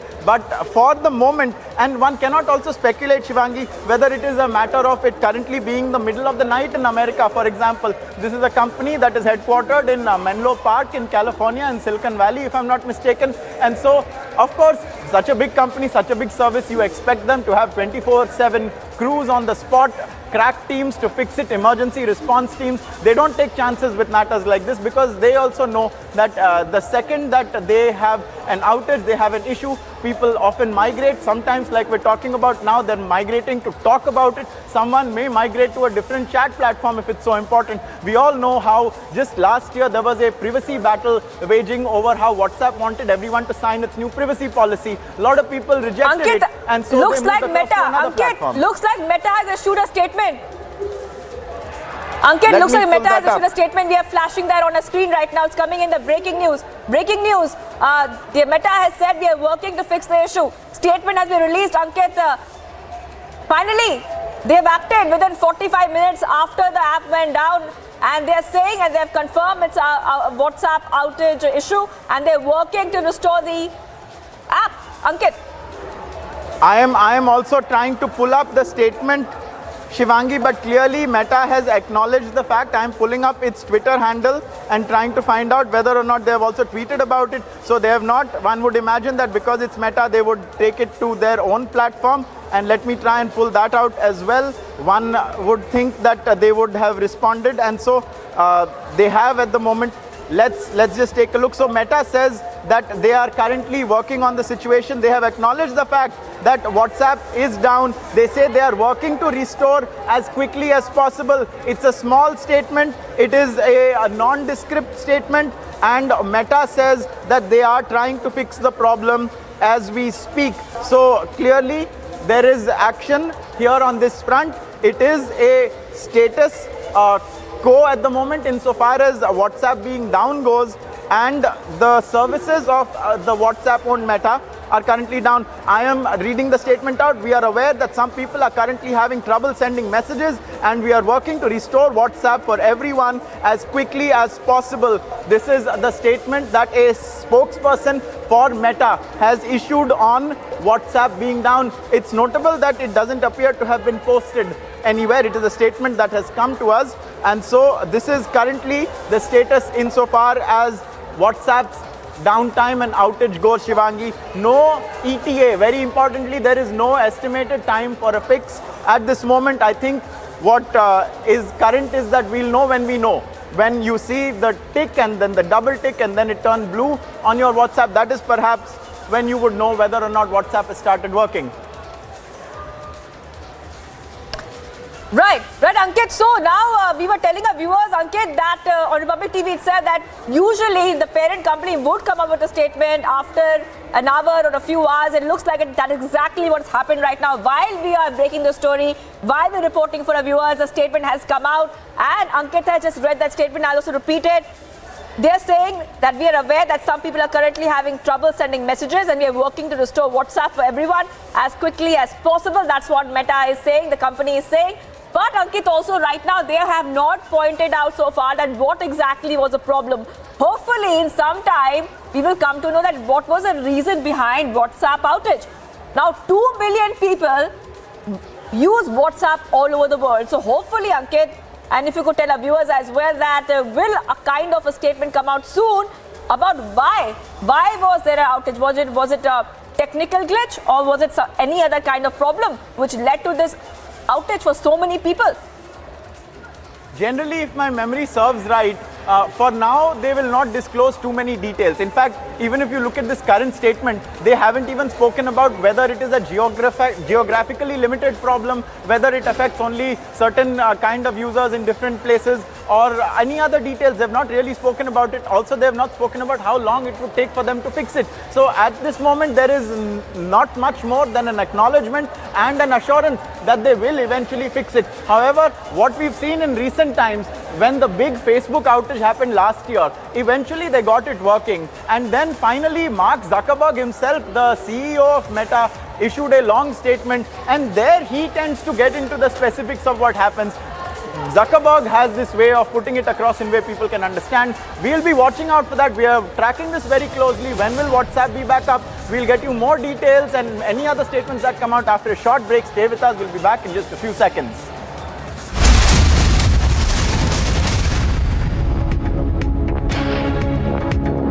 $11,000 placements last year. At Amity, we are committed to nurturing passionate, hardworking and proactive professionals. Prime Minister Narendra Modi congratulated Rishi Sunak, who became the first Asian and Indian origin Prime Minister of the United Kingdom. The Prime Minister said he is looking forward to working closely with him on global issues. As Cyclone Sitrang battered parts of Bangladesh, at least 7 people have lost their lives across the country. Thousands of people and livestock has been evacuated from Cox's Bazar coast in Bangladesh and moved to the cyclone shelters. And here's a look at what else is making news this morning. US President Joe Biden has applauded the newly elected British Prime Minister Rishi Sunak. Biden said the ascent of Rishi Sunak as the first Indian origin Prime Minister is a groundbreaking milestone. And whether it's the United Kingdom or just today, we've got news that Rishi Sunak is now the Prime Minister. As my brother would say, go figure. And the Conservative Party. Prime Minister Narendra Modi congratulated Rishi Sunak, who became the first Asian and Indian origin Prime Minister of the United Kingdom. The Prime Minister said he is looking forward to working closely with him on global issues. As Cyclone Sitrang battered parts of Bangladesh, at least 7 people have lost their lives across the country. Thousands of people and livestock has been evacuated from Cox's Bazar coast in Bangladesh and moved to the cyclone shelters.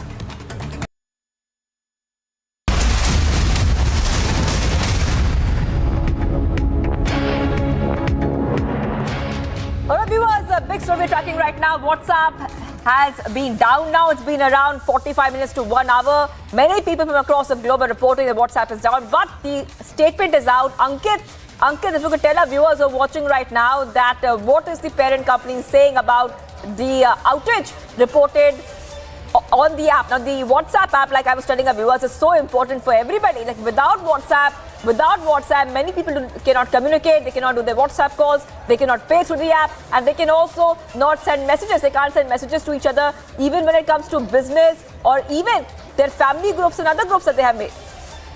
Most definitely, but with a caveat, Shivangi, this kind of situation only lasts a short time. People will not allow themselves to be restricted in terms of their outlets for communication for very long. Very soon, if WhatsApp is not restored, you will see a migration to other chat platforms. We've seen it in the past over the long haul. We've seen it in the past very quickly also taking place. But for the moment, I can tell you, to answer your question, that there is a response, of course, from Meta, which is the company that owns WhatsApp, and it says, we are aware that some people are currently having trouble sending messages, and we are working to restore WhatsApp for everyone as quickly as possible. So they don't get into where is this problem, they don't get into how long it's been happening, and they don't also at this point talk about how long it will take to get a fix. Very quickly, I am sure they would want to get some kind of patch through. When this kind of issue arises, the first thing to do is to trace and diagnose the problem, to find out specifically what is the component that is causing. These are multi-layer softwares. They are softwares that probably have taken thousands of different software engineers to code. So, and many of them may have left the company also. So this is an often cited pitfall in the software industry. You need to go and isolate and find the documentation that tells you what has gone down. There are also a lot of the times a number of allied services that run these systems. So for instance, WhatsApp may be the ownership of or fall under Meta, but you could have certain systems that are perhaps even outsourced to other different companies that provide various back-end infrastructure and so on and so forth. So that is perhaps the scale of the problem. So at this point, we don't know whether it's a big problem or a small problem, but clearly it is a problem that has caused the entire platform to go down. Earlier, we have seen when they tried to roll out WhatsApp for desktop. Ankit, I'm coming back to you. Ankit, I'm coming back to you. In just a moment, we're also being joined by Prashant Mali, cyber expert, and maybe you can also take questions from him later. Let me just ask him the first question. Mr. Prashant Mali, thank you for joining us here. Now, everybody who's watching Republic TV right now, they are wondering that what really happened. WhatsApp is down for more than 1 hour, Mr. Mali. Do you have any insight to what could have gone wrong? Normally, when such kind of down happen, it is suspected attack on the system, and when the system goes down, then only they can take such kind of downfall. So I strongly feel that there should be some attack. But they will come as it may come as technical glitch. But what you see is sufferings of crores of people, where the whole WhatsApp for business is also active, which is a paid service, and other thing is WhatsApp payment is also active, where a lot of payments are happening. So all this, it's not only the chat which has gone down, but it's the important way of communication, important way of payment system, and important way of business. WhatsApp for business has gone down, and it's causing huge loss, where they could be legally liable for such kind of gross negligence towards cyber security. Mr. Prashant, if I could also ask you, what kind of contingencies do companies like WhatsApp have in place? We know that they are based in California. What kind of emergency response do they have in place to make sure when such a thing happens? What is their protocol, if you can try and tell us? The protocol normally in such kind of disaster is their disaster recovery. They have some near servers, near dear sites from where the servers has to get up.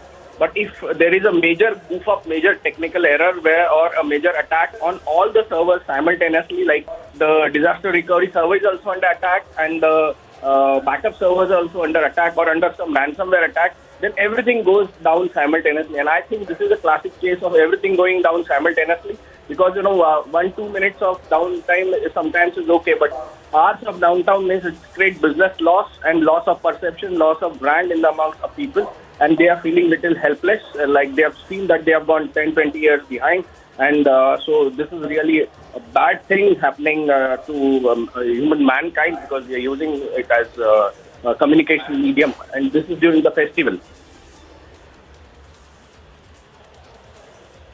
Right.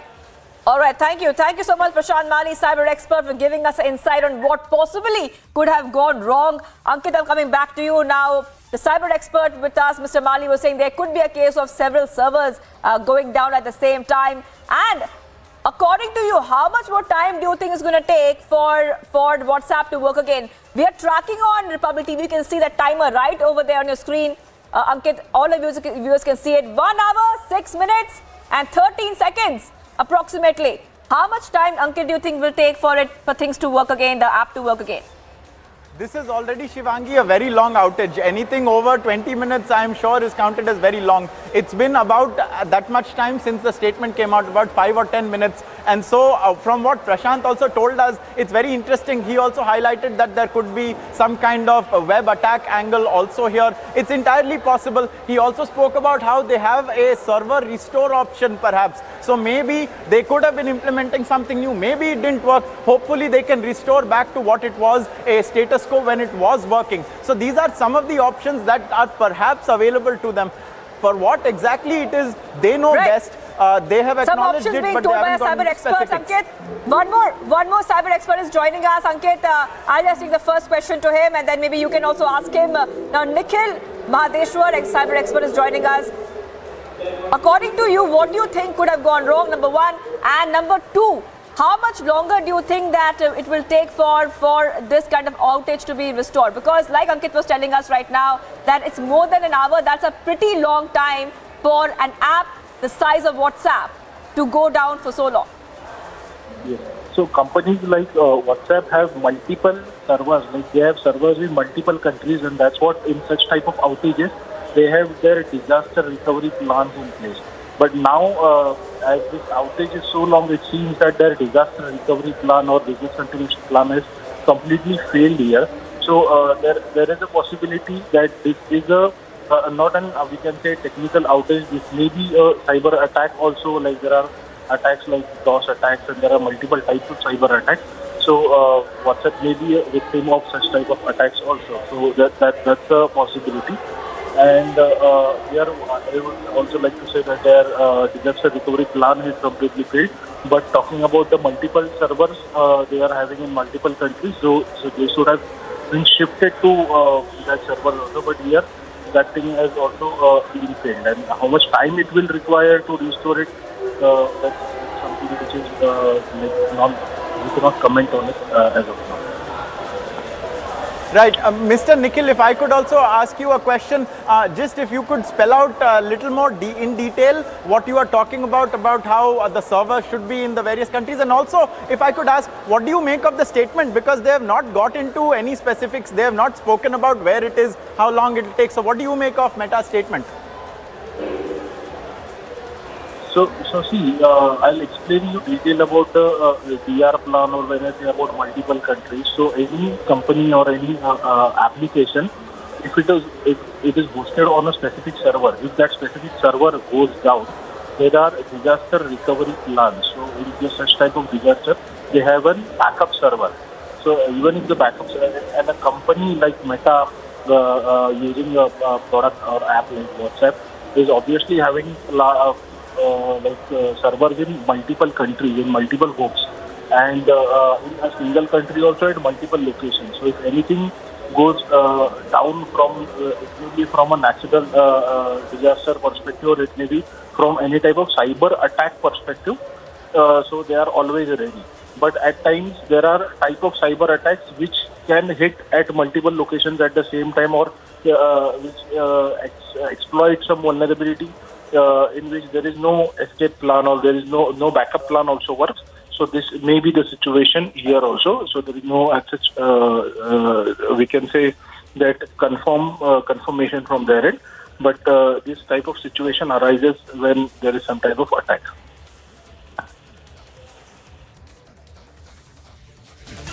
All right, thank you so much, Nikhil Mahadeshwar, cyber expert, for joining us. And Ankit, I want to come back to you. Ankit, our viewers are watching that timer. 1 hour, 10 minutes. 1 hour, 10 minutes. And the amount of tweets on Twitter, Ankit, is around 64,000 tweets. 64,000 tweets, they have tripled. And last time we told you 24,000 tweets, and now it's around 64,000 tweets. Still, we are waiting for any kind of, any statement on what went wrong. But Meta is saying right now, Ankit, that they're working on the issue. Now, our cyber expert just said that this could be a case of cyber attack as well. And if you could also explain to our viewers that these kind of cyber attacks would, of course, be when it comes to some kind of a security reason coming in. Would that be a possibility, Ankit? Of course, we have to wait for the statement, but could that be a possibility? I don't want to differ with what the experts say, but I can also just talk about how the fact that there is not that much precedented history of anyone complaining about a cyber attack having taken down their systems. All these companies maintain they have the best cyber security in place. They have to. It is a matter of policy because they hold the information of all of their users. So their systems need to be very, very secure. So I don't know if anyone would acknowledge that. It is very interesting, a possibility we're talking about. They're also talking about this being a disaster. So we'll get to the bottom of this. We'll find out, I'm sure, eventually what went wrong. But right now, we await to see when WhatsApp will return its services. We'll be back after a few minutes, after a few seconds, with more on this. Viewers, we are tracking this closely. Stay with us.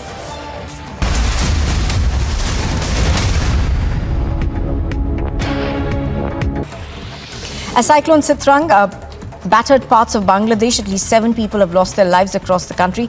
Thousands of people and livestock has been evacuated from Cox's Bazar coast in Bangladesh and moved to the cyclone shelters. And here's a look at what else is making news this morning. US President Joe Biden has applauded the newly elected British Prime Minister Rishi Sunak. Biden said the ascent of Rishi Sunak as the first Indian origin Prime Minister is a groundbreaking milestone. And whether it's the United Kingdom or just today, we've got news that Rishi Sunak is now the Prime Minister. As my brother would say, go figure. and the Conservative Party. Prime Minister Narendra Modi congratulated Rishi Sunak, who became the first Asian and Indian origin Prime Minister of the United Kingdom. The Prime Minister said he's looking forward to working closely with him on global issues. As Cyclone Sitrang battered parts of Bangladesh, at least 7 people have lost their lives across the country. Thousands of people and livestock has been evacuated from Cox's Bazar coast in Bangladesh and moved to the cyclone shelters. And here's a look at what else is making news this morning. US President Joe Biden has applauded the newly elected British Prime Minister Rishi Sunak. Biden said the ascent of Rishi Sunak as the first Indian origin Prime Minister is a groundbreaking milestone. And whether it's the United Kingdom or just today, we've got news that Rishi Sunak is now the Prime Minister. As my brother would say, go figure. And the Conservative Party. Diwali night, the Delhi's air quality index hit the very poor category with an AQI of 377 in Anand Vihar. Now, Britain's Conservative Party leader Rishi Sunak has become the first Indian origin Prime Minister of the United Kingdom, former UK Chancellor of the Exchequer. The disaster management authorities in Meghalaya have been kept on high alert as Cyclone Sitrang is likely to bring heavy rain in many parts of the state. Kashmiri Pandit families moving to Jammu from Shopian, Chaudhry Gun area where PK Butt was killed by terrorists.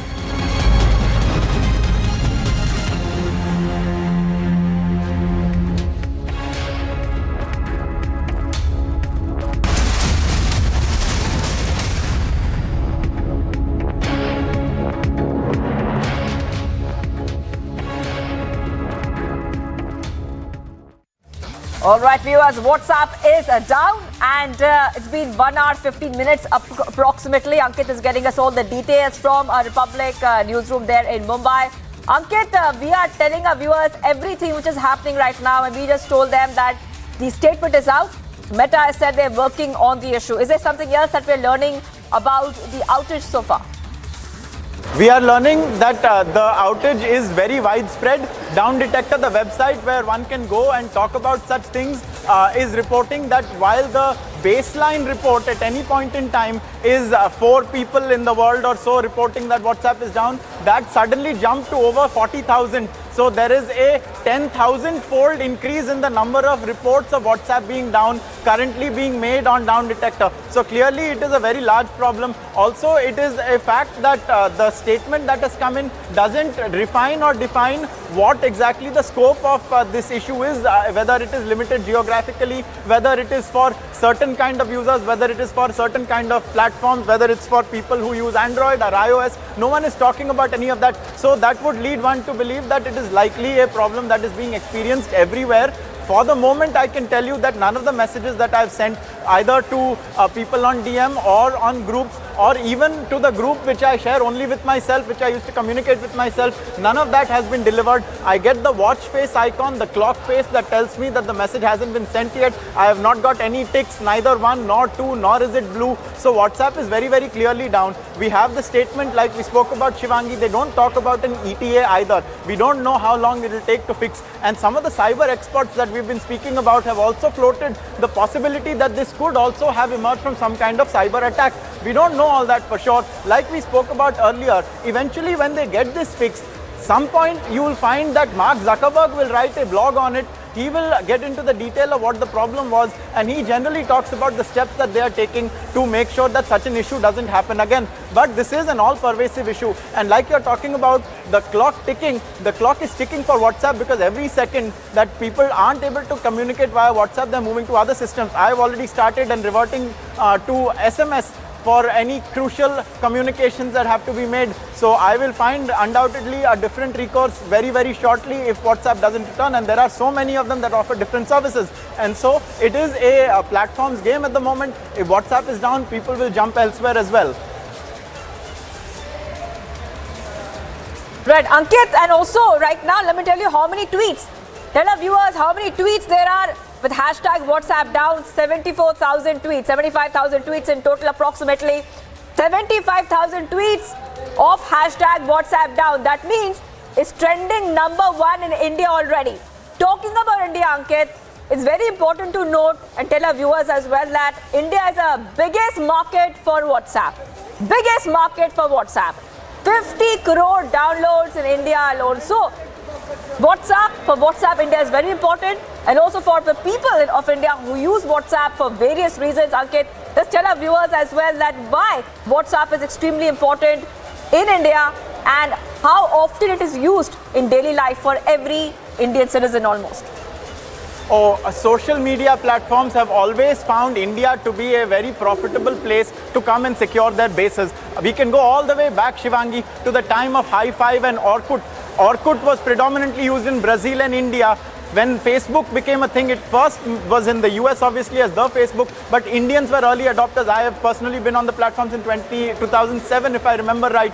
Instagram is also a very similar case, whereas in other countries, people are using substitutes such as Snapchat, they're using things such as TikTok. Instagram remains the predominant system, and similarly, the same is true of WhatsApp also. In China, they have WeChat, which is a system that they have developed, and they have grown far beyond WhatsApp also. The Chinese claim that it is a superior system, but WeChat never made it here. They tried very hard. WhatsApp remained predominant. It took over from the erstwhile BBM. At one point, there used to be a BBM. Now there is no longer such a thing, and WhatsApp, at least since the year 2010, 2011, has been on the rise. It has now become the de facto method of communication, chat-based texting and communication on phones. They have also moved it to desktop as well, and it is often used in work situations also. It's not just for people to communicate. So that just tells you how pervasive it is, and like you said, there are billions of people using it. Facebook as a country would be the most populous in the world, and many of its smaller social networking sites are not small at all. They are also billion user social networking sites on their own right, and so that's why this affects so many people. And so as we speak, as you likely said, WhatsApp down is the #1 trend on Twitter. So clearly there's a lot of chatter about it. Like you pointed out, you were speaking a minute ago, it was 75,000 tweets. Now it is 81.2 thousand tweets. And we have a live blog on this on republicworld.com. We have a live stream specifically for this on our YouTube. So we are giving users all the information, everything the cyber experts are saying, what the company is saying, so on and so forth. It's been some time now, and every couple of seconds I'm refreshing my WhatsApp to check whether or not any of the messages have been delivered. And I can tell users and viewers that no messages have gone so far, so they are not alone. I'm experiencing it too, and so is the rest of our newsroom. Right.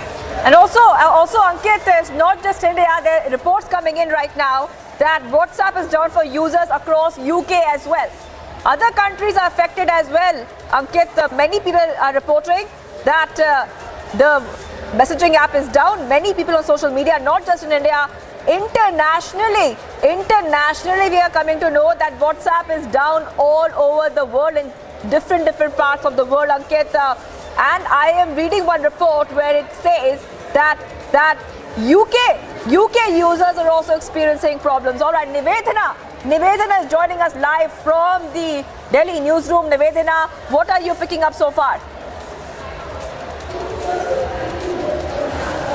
You know, in terms of the fact that you just pointed out about United Kingdom also going through the same issue, it's being stated that with track outages said more than 57,600 reports of problems had been submitted since 8:41 a.m. So it's not just India that is facing this outage with WhatsApp. It is United Kingdom as well, is what we're understanding so far. Now, obviously, like Ankit was also pointing out, I think all of us are constantly looking at our phones to check if WhatsApp is connecting at the moment. In fact, a lot of people have been tracking on Twitter as well to find out in terms of what really happened there, because the last I think all of us were able to connect by using the app was about 45 minutes ago, or a little more than that, I believe. On the other hand, of course, the statement coming in where Meta is looking to kind of fix the issue as well.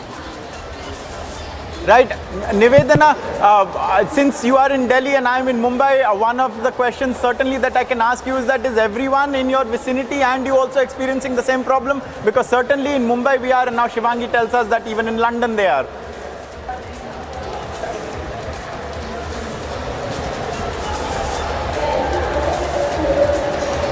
Right, I'm going to toss that question over to my colleague Tanisha, if you would want to take that one, Tanisha. Right, Ankit, we are experiencing the WhatsApp outage not only in India but also in Portugal and the United Kingdom. Now, remember, this incident is quite old. Now, there have been incidents in the past as well where WhatsApp have been down, and it dates to almost about as back as 2013. Now, 2013 December 8 is when we experienced the first WhatsApp outage, and then it was in 2014, 2020, and then 2021. And the recent outage that we're experiencing is today, that is 2022. Now, so it has been a series of outages that has been following since 2013 to 2022. Now, talking about the outage in other countries, it's not just India, but also Portugal, it's Spain, and also United Kingdom that is experiencing the same problem. Absolutely. You know, I have a list of different outages that have been reported over the years, and there are a number of them that cite cyber attacks as well. So perhaps there is some credence in some of the theories that our tech experts were talking about, that also could be a reason perhaps that it is down. Generally, these are things that have in the past been attributed also to other platforms that the WhatsApp relies on. It could be a server-side platform or something, and so on and so forth. Nivedana, Tanisha, over to you again. There are different people now in the rest of the world waking up. Like you said, in the UK, what more can you tell us of where you are hearing this problem also being experienced, and what are people talking about? Right, Ankit, as I mentioned, it is not just India and the UK, but also Portugal, Mexico, Sri Lanka among the ones affected. So it is about 4 to 5 countries that has been affected with the WhatsApp outage. And now people are facing problems because, as you said, it is the festive mood, it's the festive season, and most of the communications that is done is via WhatsApp. Not just unofficial, but also official conversations. Now, you know, there's a trouble in having those communications to take through, and it's not just in India but also in Sri Lanka, be it Portugal or Mexico or even the United Kingdom. Now, as you said, the likely reasons could be a cyber attack or malfunctioning in the system, but those are all speculations that we are placing through. So far, the Meta, the official spokesperson of Meta, has not given out reasons as to why there is this WhatsApp outage, but he said that he's working on the problem and it will be sorted soon. However, to remind our viewers, it's almost been 1 hour 30 minutes. 12:30 Indian time is when we first experienced the power outage, and now it's been almost 1 hour 20 minutes since we are facing this problem, and the issue has not been sorted yet. Ankit. Right. You know, Tanisha, as you speak, there is a Twitter handle that is suggesting that, and this is technical language, so I'm going to read it out. WhatsApp messenger services, no replies from their messenger nodes, probably a DNS or an internal routing issue. So this is one possible issue that someone is citing on their own. So Nivedana, if I can come across to you, what are some of the conversations going on about this on different platforms? Because now there are amateur experts or even professionals probably jumping in and trying to find out through their own testing what exactly went on. You never know what people talk about online. What is the chatter to do with the WhatsApp down right now that you are picking up? Obviously, there are several reactions that are coming in from people who obviously use this popular app, Ankit. But in terms of course, like you said, everyone's kind of trying to find out what the technical issue could be. In fact, earlier we had seen the Meta company spokesperson saying that we are aware that some people are currently having trouble sending messages and we're working to restore the WhatsApp for everyone as quickly as possible. That is, of course, the official statement coming in. But what are the reasons why this outage has been caused? We'll have to wait and find out.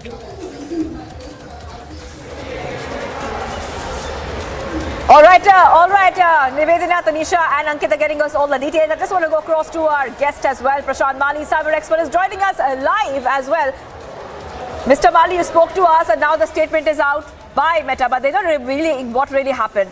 What really happened? They're saying that we're looking into the issue. We all are speculating right now what really happened. Could you have any insight into when this issue could be resolved? Because it's the longest outage so far of WhatsApp. That's what we are learning so far. this is gross negligence, as I told you before also. Like, you cannot look for an issue for hours together. If they are saying it is DNS routing issue, then that could have been fixed long back. Now, this is a standard defense which these companies take when they commit this gross negligence. They already may be knowing the issue, but they will keep entangling us in a technical jargon. But what is caused us is a huge, humongous amount of financial loss, as well as loss of patience, loss of brand value for some people, because it is used for conducting business. And it's an important e-commerce communication medium, as well as a payment system which world over people are using it. And if that is going down at this pace and it is not getting repaired at fastest rate, then it is their gross negligence, and which they should come clean immediately and not release us such kind of technical jargons. You know, Prashant, one thing that I noticed from what you said is that you have taken a very strong position on this. Also, the terminology wise, you're calling it a disaster. Can you explain why you are taking such a strong position? Why you feel so strongly about it? Why it is more than just a talking point? It's because WhatsApp is charging us. WhatsApp is earning out of our messages. WhatsApp is a commercial activity where, businesses, money is exchanged. So when money is exchanged, they make us sign, terms and conditions. We are in contract with them when they exploit our data, our profile and our business-related aspects, which are exploited across the world. When they do this, there is a genuine responsibility, a legal responsibility on an organization which is doing in this, which is in this field, whether it is communication or whether it is payment system or whether it is an exchange of pleasantries during festivals, whatever. So when this is not getting fulfilled, I feel they are responsible, and their grossly negligence should cause them. Government of India also should take some lead to impose some kind of fine on them.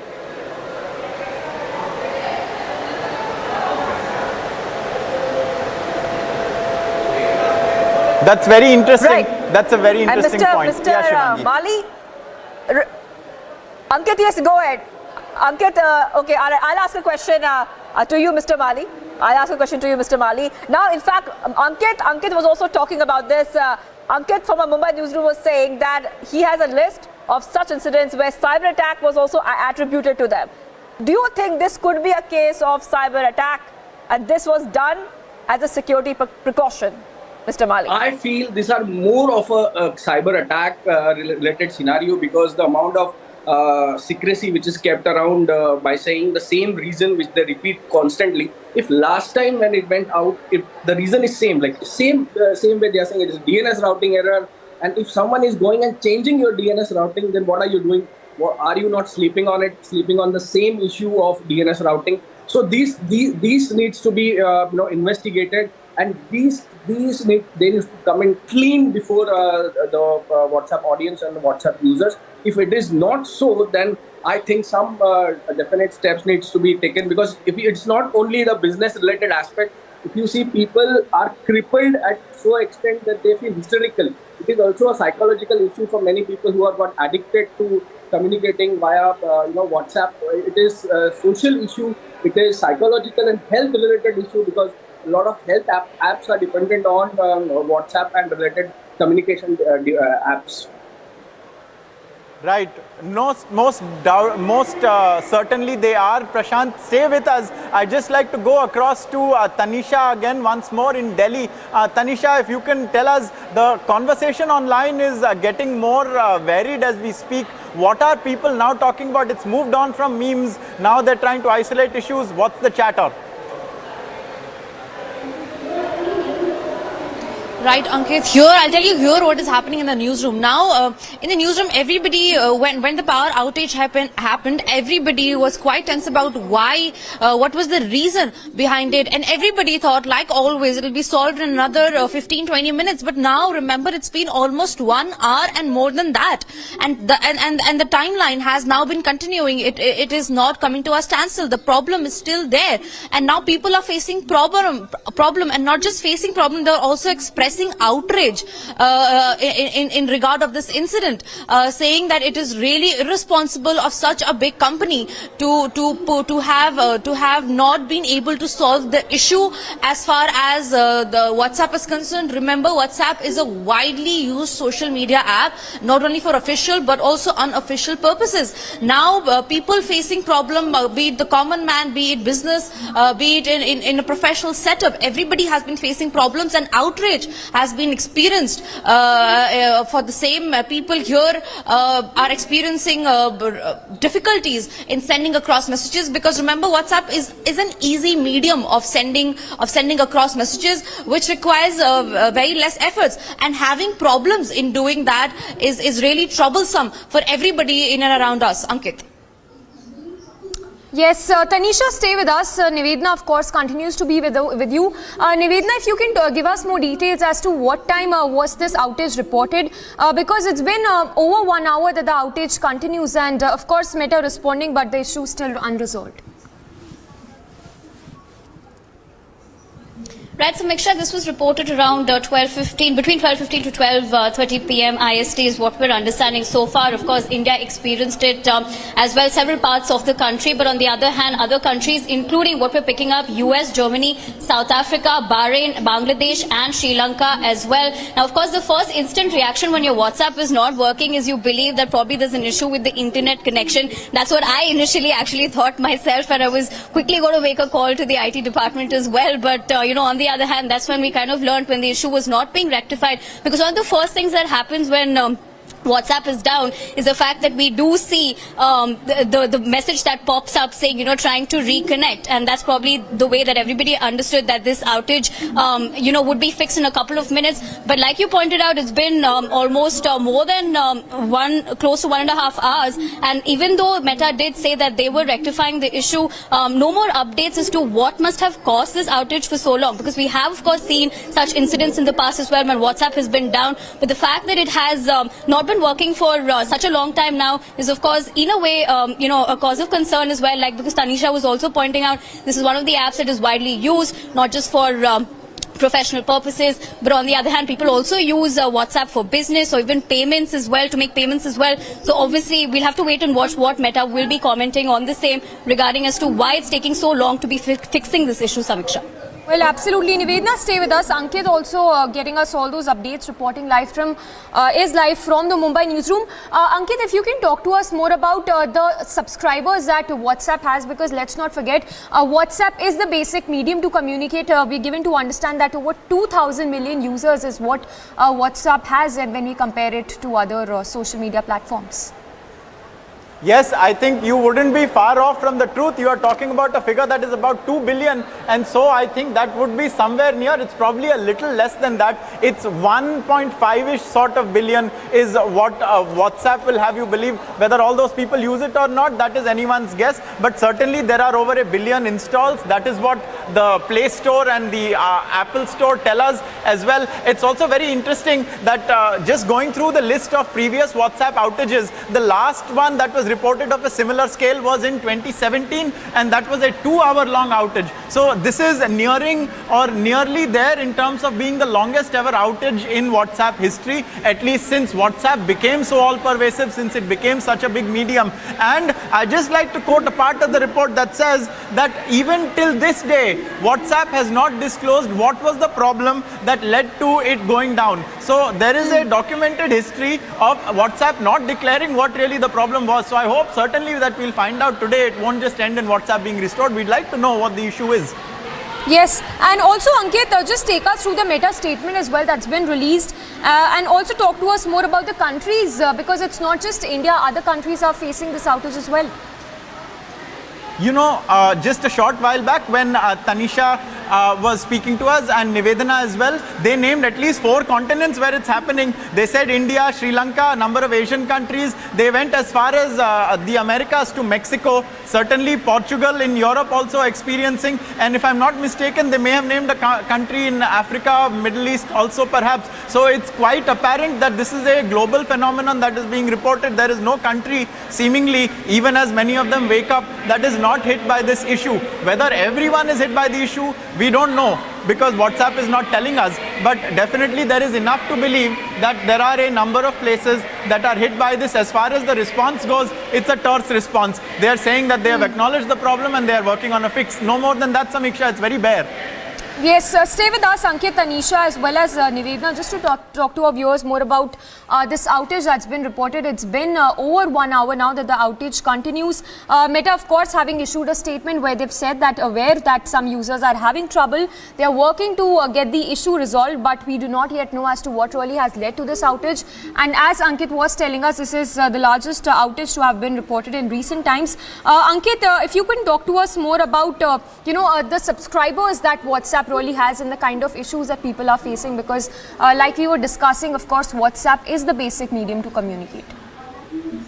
So it has about, I'm just trying to get a precise number, but it's somewhere around 1.2 billion is what they say. Now that is a number that is the size of only 2 countries have more people than that. That's China and India in that order. And so that is the size of the use base of WhatsApp. Now, like Prashant was also telling us a short while back, it's not just chats, it's not just DMs, it's also group communication, it's also work communication. WhatsApp is also used by businesses. There is a WhatsApp for business module as well, which has a bot on the other side that you can configure, and so you can chat with that bot. That is not working either. There is a payments gateway that is not so proliferated in India as yet, but it certainly works. You can via UPI sign up for it. And so these are some of the applications that WhatsApp has, which is why people use it in such large numbers. And so all of those are down right now, which is why a lot of people are also quite angry about this. That is something that has come to light the longer that this WhatsApp outage has gone on for, that people are getting frustrated also at not being able to communicate. Well, absolutely, Ankit, and that frustration is justified on a lot of grounds. Let me go back to Nivedna as well. Nivedna, if you can once again talk to us more about stay with us. More breaking updates coming in on the same story. We are now given to understand that the IT ministry has taken stock of it and has sought report from Meta. So the IT ministry, of course, taking cognizance of the fact that the global outage continues for over 1 hour now and has sought a report from Meta India. Remember, this comes just after minutes after Meta has also released a statement saying that they are looking into it. They are working to resolve the issue, but no word as of now as to what really has caused this global outage. The IT ministry seeking a report from Meta India. Going back to Ankit on the same. Ankit, if you could give us more details on the IT ministry having taken stock of the global outage. So it appears that the IT ministry has also sought to find out what exactly has gone wrong and when it is likely that WhatsApp will restore its services. This is action that I think a lot of cyber experts will be happy with, because they highlighted the severity and the scope of the problem, why it's important to get a fix immediately and why this impacts a lot of people, and clearly it does, and so that is why the IT ministry has sought response. Yes, Ankit, stay with us. I'm told we have a guest joining us, sir. Of course, for obvious reasons, we're not able to communicate while WhatsApp. But if you could introduce yourself and talk to us more about, the issues people are facing as a result of this WhatsApp outage. The IT ministry, of course, having taken stock of the same.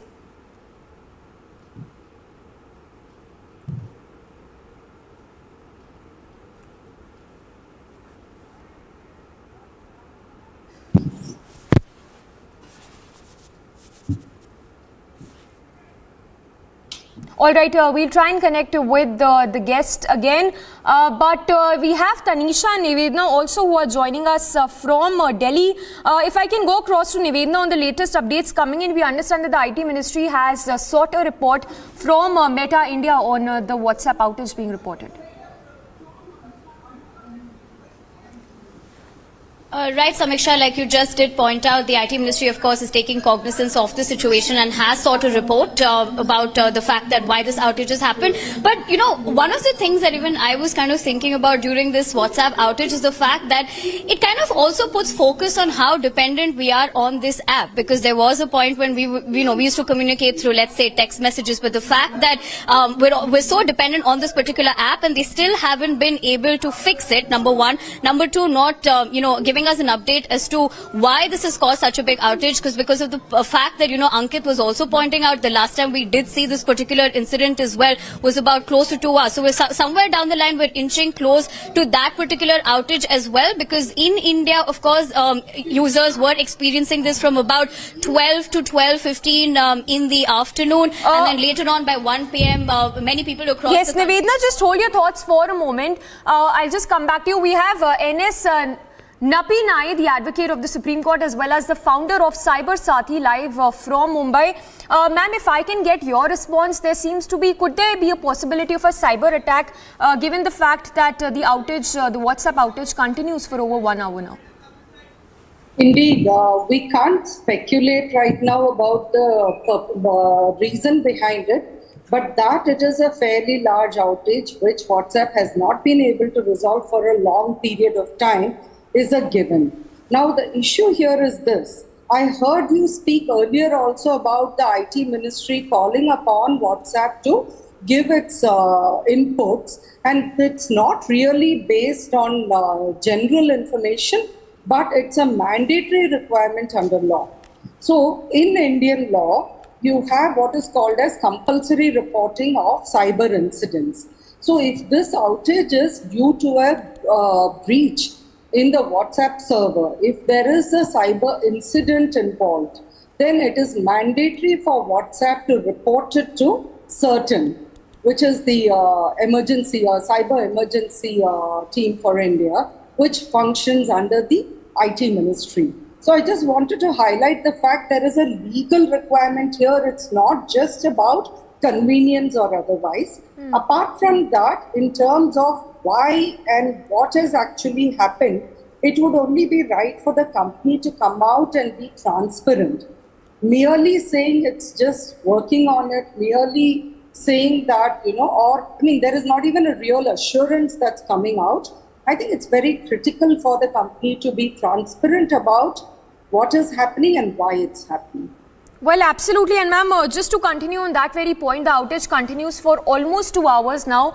It'll be almost 2 hours in just 15 minutes from now. On that very moment, on that very point, could you just elaborate on the kind of clarification that probably should have come in from the Meta when they accepted that there is in fact a WhatsApp outage, not just in India, but in several other countries as well?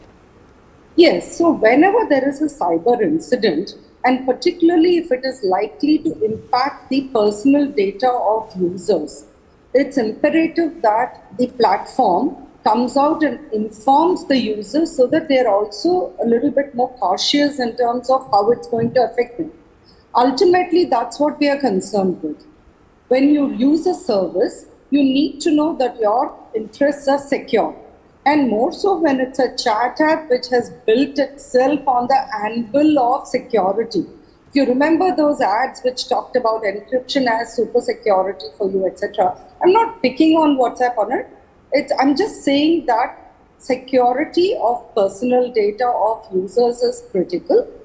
If the outage is an outcome of a security breach, if it is a cyber incident that has caused it, then it is absolutely essential for the company to come out with this information for the sake of knowledge of users, apart from the regulatory mandate which says that they have to report it to the Ministry of IT.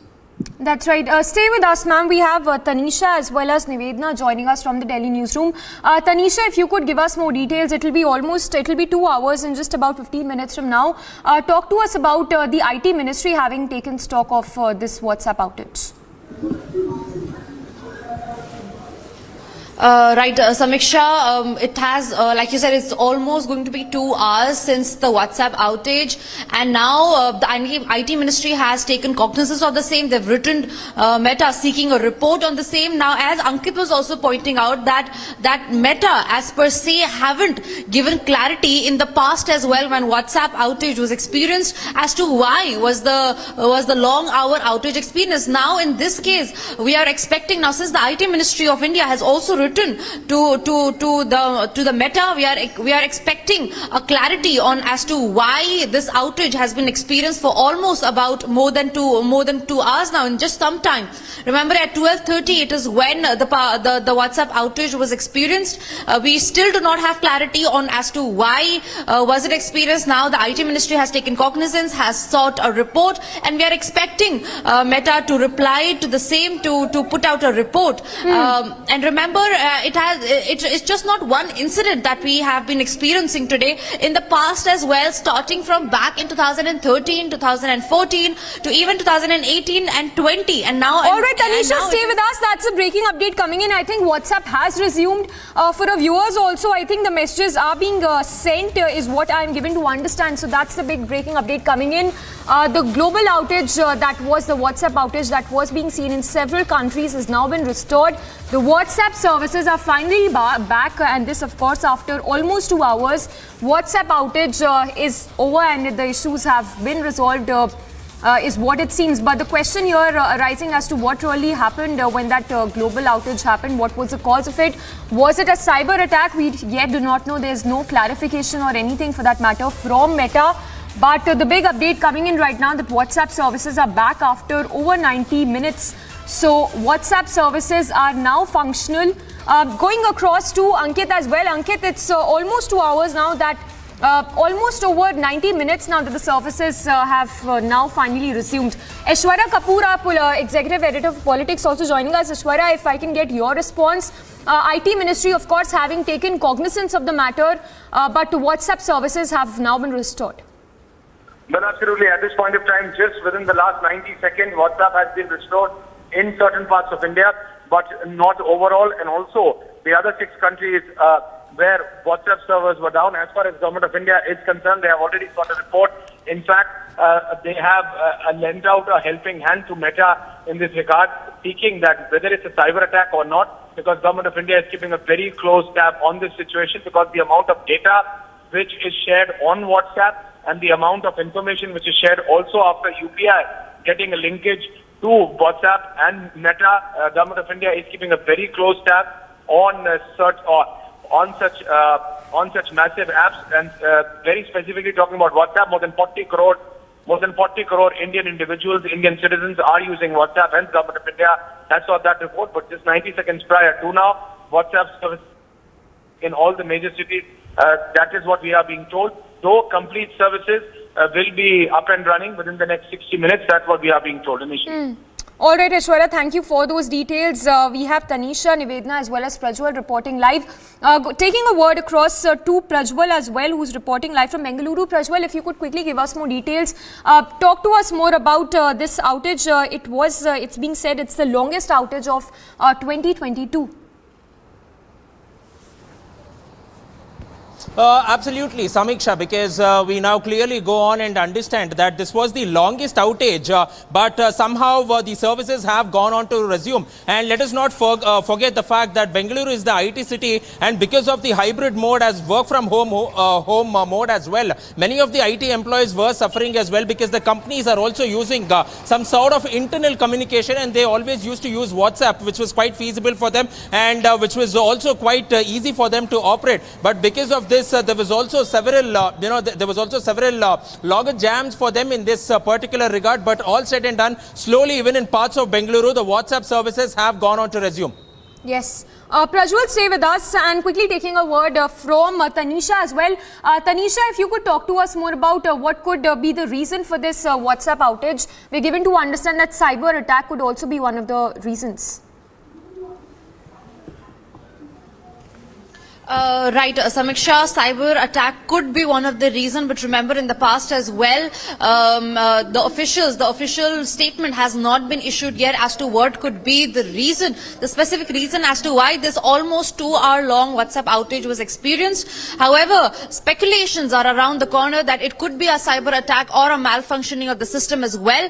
But remember in the past as well, whenever WhatsApp outage of this kind has been happened, there has been no official response the reasons as to why the problems were happening in parts of the world. And remember, it is not just in India that we have been experiencing this problem, but also in Sri Lanka, Mexico, Portugal, that has been experiencing the same. And not just that, even the United Kingdom had been experiencing the same problem. Well, we do not have information yet about how if the WhatsApp has started working in other parts of the country, but in India, if we say WhatsApp has resumed, we can send messages now again in DMs as well as groups, and officially we do not have a statement yet as to what could be the possible reason behind the longest outage that we experienced in the year 2022. Samiksha.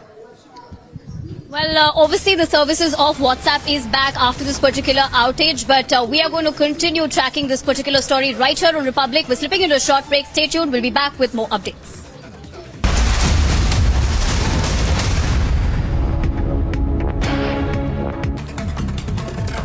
And here's a look at what else is making news this morning. US President Joe Biden has applauded the newly elected British Prime Minister Rishi Sunak. Biden said the ascent of Rishi Sunak as the first Indian origin Prime Minister is a groundbreaking milestone.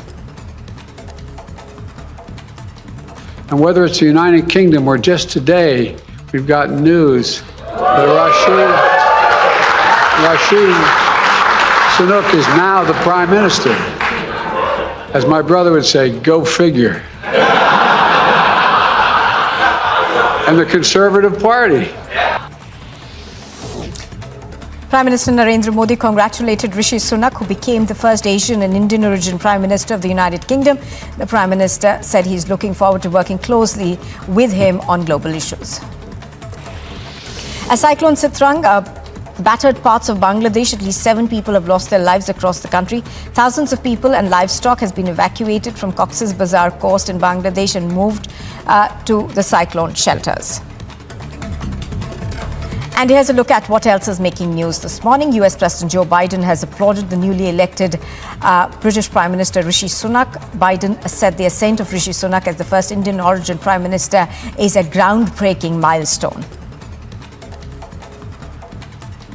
And whether it's the United Kingdom or just today, we've got news that Rishi Sunak is now the Prime Minister. As my brother would say, go figure. And the Conservative Party. Prime Minister Narendra Modi congratulated Rishi Sunak, who became the first Asian and Indian origin Prime Minister of the United Kingdom. The Prime Minister said he's looking forward to working closely. It is the first time in 7 years that on the occasion of Diwali, Delhi's air quality is poor but not in the worst condition. Boris Johnson out of UK PM race, Rishi Sunak inches closer. These BSF Jawan, they are also celebrating Diwali here at the international border. Prime Minister, he is in Kargil to be celebrating the festival with the Army Jawans at Kargil.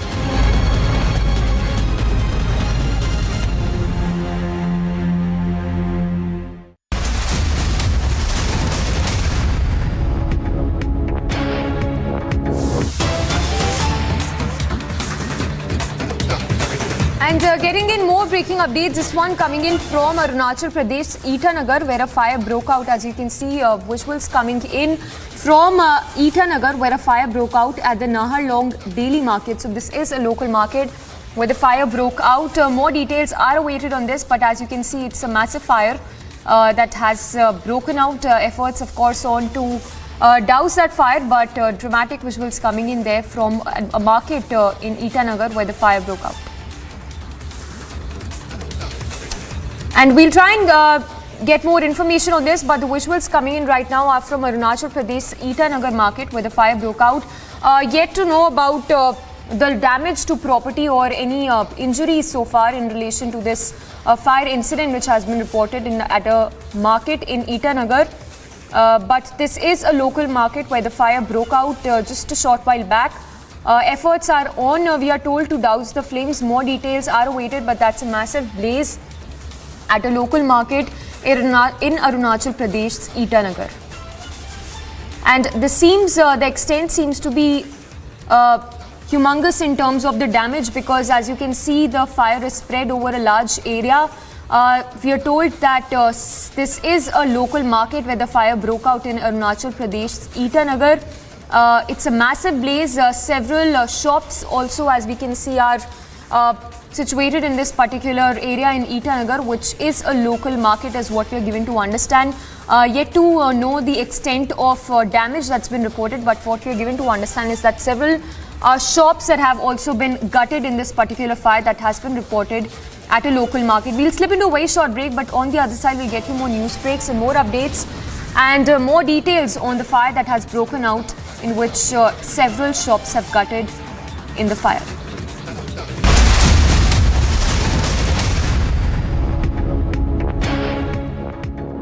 $11,000 placements last year.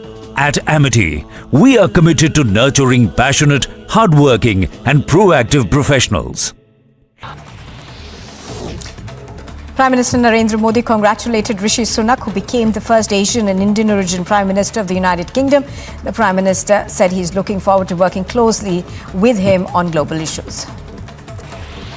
A cyclone Sitrang battered parts of Bangladesh. At least 7 people have lost their lives across the country.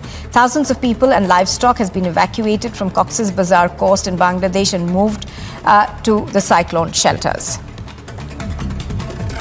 And here's a look at what else is making news this morning. US President Joe Biden has applauded the newly elected British Prime Minister Rishi Sunak. Biden said the ascent of Rishi Sunak as the first Indian origin Prime Minister is a groundbreaking milestone. And whether it's the United Kingdom or just today, we've got news that Rishi Sunak is now the Prime Minister.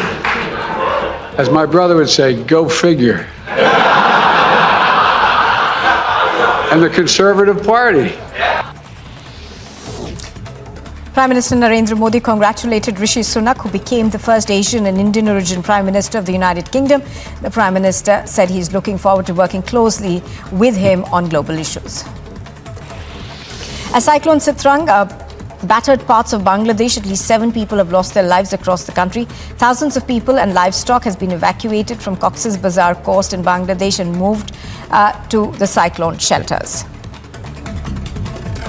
And here's a look at what else is making news this morning. US President Joe Biden has applauded the newly elected British Prime Minister Rishi Sunak. Biden said the ascent of Rishi Sunak as the first Indian origin Prime Minister is a groundbreaking milestone.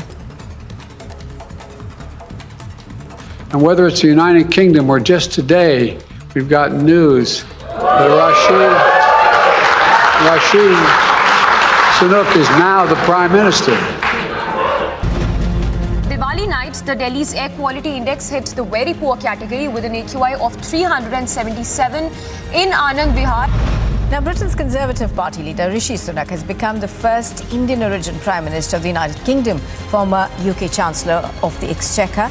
The disaster management authorities in Meghalaya have been kept on high alert as cyclone Sitrang is likely to bring heavy rain in many parts of the state. Kashmiri Pandit families moving to Jammu from Shopian, Chaudhry Gun area where PK Butt was killed by terrorists.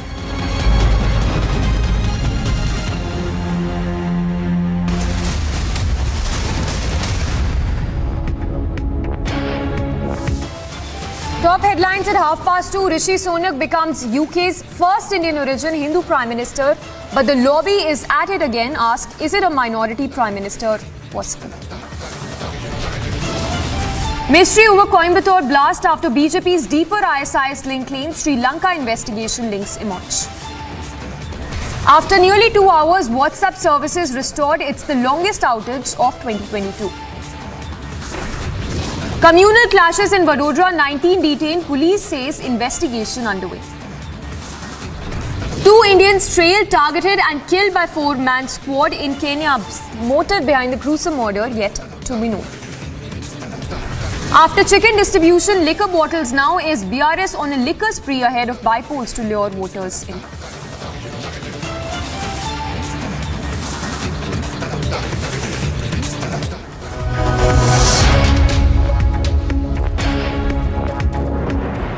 Thanks for tuning in. This afternoon, we are live and breaking, starting with a top story. Politics that has now erupted after Rishi Sunak has become UK's first non-white Indian origin Hindu Prime Minister. The opposition raising minority debate using Sunak, minority PM question that is being raised by Vadra Congress and Mufti as well. In fact, a lot of reactions coming in which Mehbooba Mufti, of course, raking up the issue, saying that we are shackled by divisive discriminatory laws. Shashi Tharoor also wading into the controversy, saying that the British have done something rare. Can it happen here? Is what the Congress MP has stated. In fact, not just Shashi Tharoor, P. Chidambaram as well, who's responded to the controversy, saying lesson for India, lesson for parties practicing majoritarianism. Let's listen into some of the reactions coming in on this big story.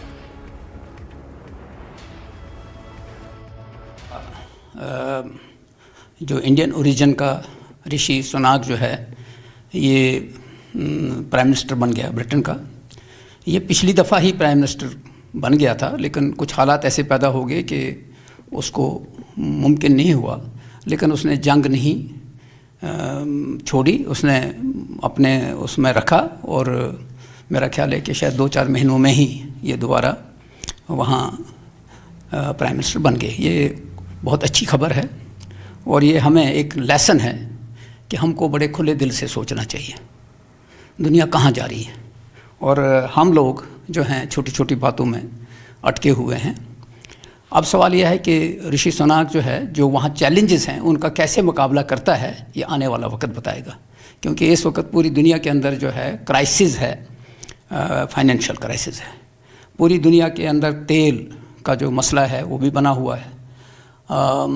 Ukraine और Russia की जंग जो है वो चल रही है। जो बड़ी बदकिस्मती की बात है कि 2022 जैसे साल में इस तरह की जंग होना, जबकि यूनाइटेड नेशंस जो है वो फेल हो गया है इसको कंट्रोल करने में। तो मैं आपके माध्यम से ये ज़रूर समझता हूँ, कहना चाहता हूँ कि हमारे जो इंडिया के लोग हैं उनको खुले दिल से सोचना चाहिए। और इंडिया के अंदर किसी चीज़ की कमी नहीं है। अगर कमी है तो वो एक चीज़ की कमी है कि हमारे चेहरों के ऊपर, हमारे आँखों के ऊपर वो जो चश्मा लगा है वो तौसब का चश्मा है। इस तौसब को, चश्मे को उतार दो और जिसके अंदर जो काबिलियत है उसको आगे चलने दो। जब पूरी दुनिया भारत का लोहा मान रही है और एक भारतीय मूल का व्यक्ति यूके का प्रधानमंत्री बनता है, उस देश का जिसने भारत पर इतने वर्षों तक हुकूमत की, तो उसका जश्न मनाने के बदले कांग्रेस पार्टी अपनी असली चरित्र पर फिर से उतर आई है, जो कि बांटो और राज करो और भारत की बदनामी अंतर्राष्ट्रीय मंच पर करो और इस्लामोफोबिया का फर्जी कार्ड खेलो।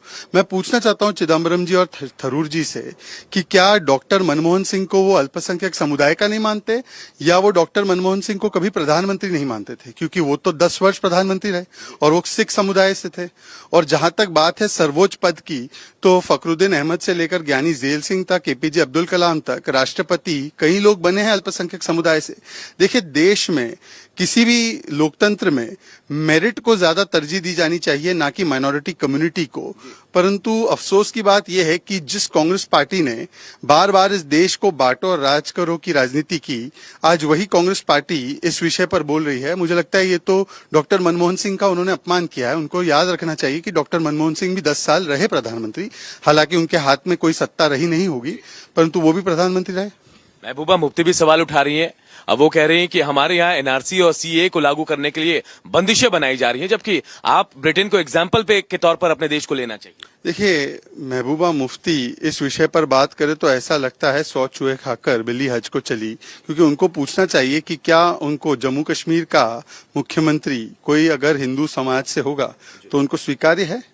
जिन लोगों ने कश्मीरी हिंदुओं के नरसंहार पर एक आंसू नहीं बहाया, जिन्होंने कभी ये नहीं माना कि इस्लामिक जिहाद के चलते वो नरसंहार हुआ, जो लोग इसका भी विरोध कर रहे थे जब 370 हटने के बाद वाल्मीकि समाज को अपने अधिकार मिले, वो लोग जब आज इस प्रकार की बातें करते हैं तो उनका दोहरा चरित्र और दोहरा मापदंड सामने निकल कर आता है। अब ये रंग में भंग डालने के बेसुरे रंगबाज लोग हैं। इनके पास न तर्क होता है न तथ्य होता है। ये भूल जाते हैं कि इसी देश में मनमोहन सिंह जी प्रधानमंत्री रहे हैं। ये नहीं होकर के वो अल्पसंख्यक थे, वो काबिल थे इसलिए हुए।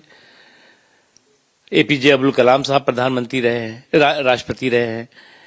फखरुद्दीन अली अहमद साहब राष्ट्रपति रहे हैं। ज्ञानी जेल सिंह जी राष्ट्रपति रहे हैं।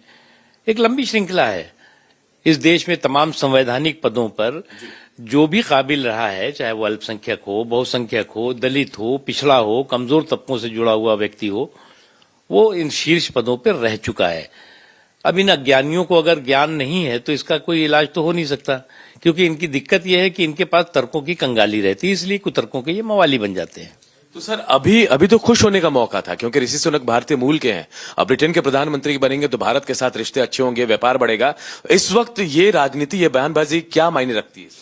देखिए, ये जो इनकी रंग में भंग डालने की इनकी संस्कृति और संस्कार है, वही संस्कृति और संस्कार इनको आज इस रास्ते पे पहुंचा रहा है। अब आज भारत के लोग अगर खुश हो रहे हैं, भारत में रहने वाले दुनिया में जो लोग हैं वो खुश हो रहे हैं, तो उसमें भी रंग में भंग कैसे डालो, ये कोशिश है उनकी। भी महबूबा को समझना चाहिए, ये सभी मिलिटेंट्स जो रहते हैं, जो आतंकी रहते हैं, ये किसी पर्टिकुलर समाज से क्यों रहते हैं? क्योंकि इनकी मानसिकता इस प्रकार से है। हमारी डेमोक्रेसी सबसे बड़ी डेमोक्रेसी है और ये समझना चाहिए कि उस डेमोक्रेसी में जिस आधार पर भी कोई आज तक आया उसको किसी ने रोका नहीं है। हालांकि कांग्रेस के लोगों ने जो एक इंदिरा गांधी के प्रति हाई कोर्ट इलाहाबाद ने कहा था, उसके बावजूद उन्होंने इमरजेंसी लगा करके देश को कुचलने की कोशिश की। ये किस पर सवाल उठाते हैं? इनको समझना चाहिए कि भारत जैसा एक ऐसा देश जिसमें सर्वधर्म समभाव को कदर किया जाता है, तो इस प्रकार की मानसिकता जो कांग्रेस की है गलत है। सबसे बड़ी बात है, आज देश के लिए बहुत गौरव का दिन है कि एक बहुत योग्य, लोकप्रिय, काबिल नेता भारतीय मूल के ऋषि सुनाक इंग्लैंड के प्रधानमंत्री बन रहे हैं।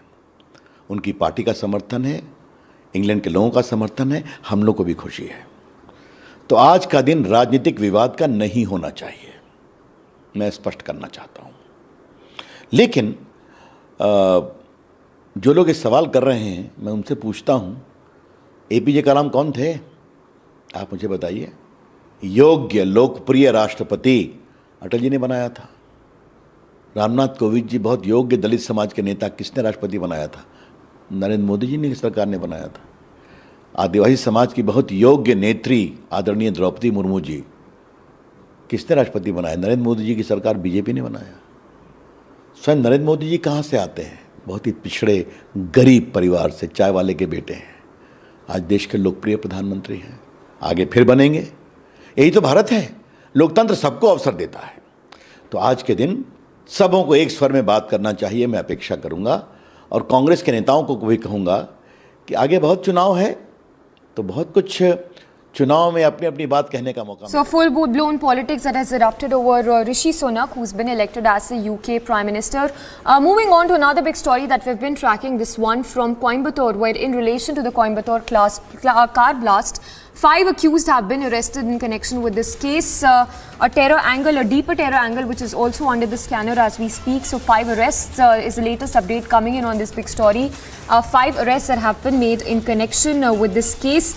There is a deeper plot, terror plot, which is also under the scanner. BJP, Tamil Nadu BJP, they're alleging that there is an ISIS link related to the Coimbatore blast that has been reported. And those are the visuals as well coming in of the blast which was reported, the CCTV in which the 5 accused can be seen, and of course the 5 arrests that have been made in connection with this case. A reaction as well coming in on this big story. Let's listen in. I think yesterday CNN News 18 English has put a blog post late in the night.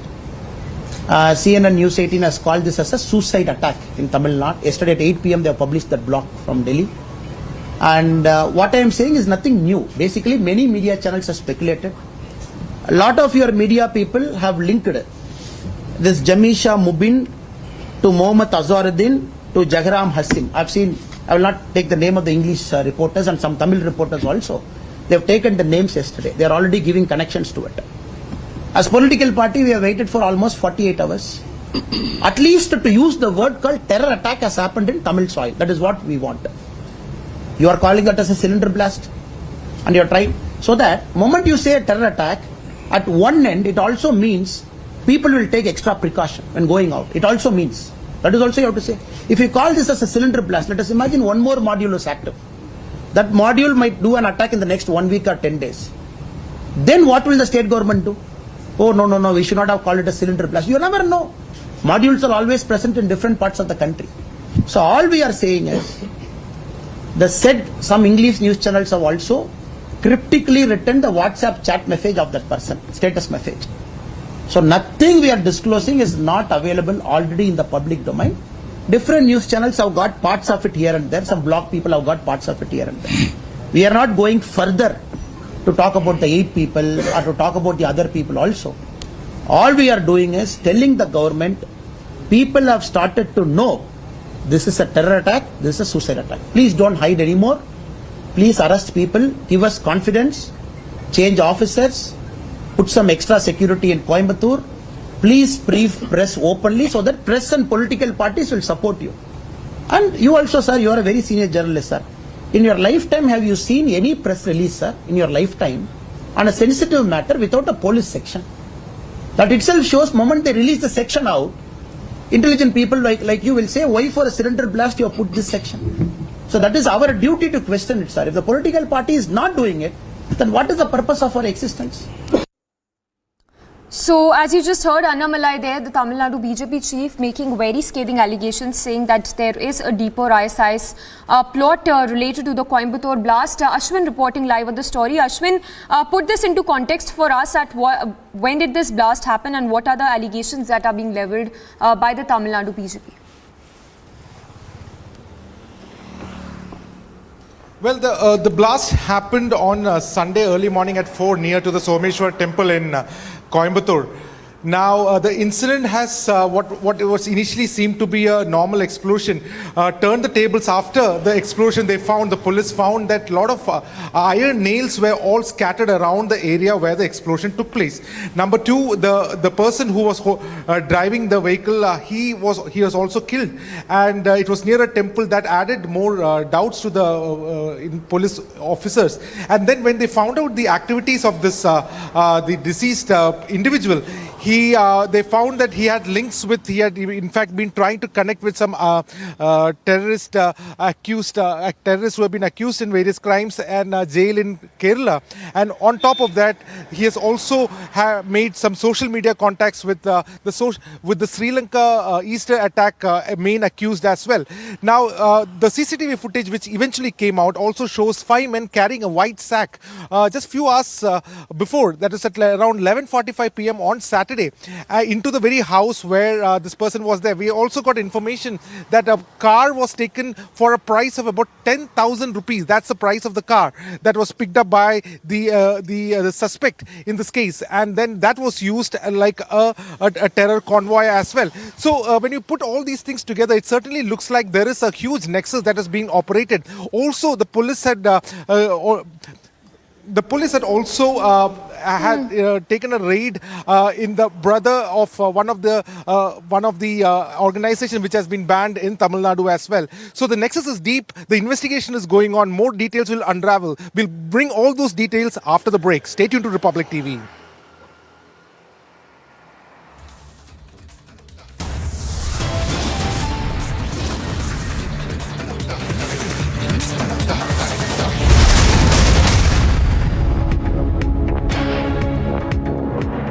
Style? For me, it's the pursuit of timeless elegance. Crisp, clean, classic, subtle brilliance. You don't know what it is that catches your eye, but it does, you know. The cut, the color, the lines. There's something in the essence of the evergreen. You feel special, selected. That's when I know I found the right fit, when I feel selected. As Cyclone Sitrang battered parts of Bangladesh, at least 7 people have lost their lives across the country. Thousands of people and livestock has been evacuated from Cox's Bazar coast in Bangladesh and moved to the cyclone shelters. And here's a look at what else is making news this morning. US President Joe Biden has applauded the newly elected British Prime Minister Rishi Sunak. Biden said the ascent of Rishi Sunak as the first Indian origin Prime Minister is a groundbreaking milestone. And whether it's the United Kingdom or just today, we've got news that Rishi Sunak is now the Prime Minister. As my brother would say, go figure. And the Conservative Party. Prime Minister Narendra Modi congratulated Rishi Sunak, who became the first Asian and Indian origin Prime Minister of the United Kingdom. The Prime Minister said he's looking forward to working closely with him on global issues. As Cyclone Sitrang battered parts of Bangladesh, at least 7 people have lost their lives across the country. Thousands of people and livestock has been evacuated from Cox's Bazar coast in Bangladesh and moved to the cyclone shelters. And here's a look at what else is making news this morning. US President Joe Biden has applauded the newly elected British Prime Minister Rishi Sunak. Biden said the ascent of Rishi Sunak as the first Indian origin Prime Minister is a groundbreaking milestone. And whether it's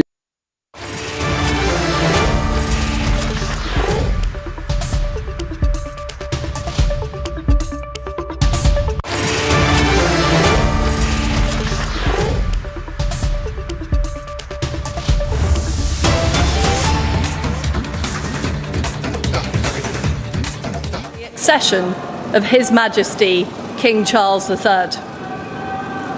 In just a short period, this government has acted urgently and decisively on the side of hard-working families and businesses. We reversed the national insurance increase. We helped millions of households with their energy bills and helped thousands of businesses avoid bankruptcy. We are taking back our energy independence, so we are never again beholden to global market fluctuations or malign foreign powers. From my time as Prime Minister, I am more convinced than ever that we need to be bold and confront the challenges that we face. As the Roman philosopher Seneca wrote, it's not because things are difficult that we do not dare, it's because we do not dare that they are difficult. We simply cannot afford to be a low-growth country where the government takes up an increasing share of our national wealth, and where there are huge divides between different parts of our country. We need to take advantage of our Brexit freedoms to do things differently. This means delivering more freedom for our own citizens and restoring power to democratic institutions. It means lower taxes so people can keep more of the money that they earn. And it means delivering growth that will lead to more job security, higher wages, and greater opportunities for our children and grandchildren. Democracies must be able to deliver for their own people. We must be able to outcompete autocratic regimes where power lies in the hands of a few. And now more than ever, we must support Ukraine in their brave fight against Putin's aggression.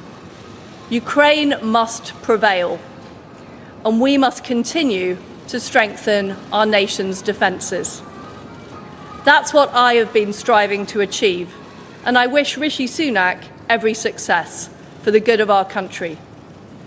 I want to thank Hugh, Francis, Liberty, my family and friends, and all the team at Number 10 for their love, friendship and support. I also want to thank my protection team. I look forward to spending more time in my constituency and continuing to serve South West Norfolk from the backbenches. Our country continues to battle through a storm. But I believe in Britain. I believe in the British people, and I know that brighter days lie ahead. Thank you.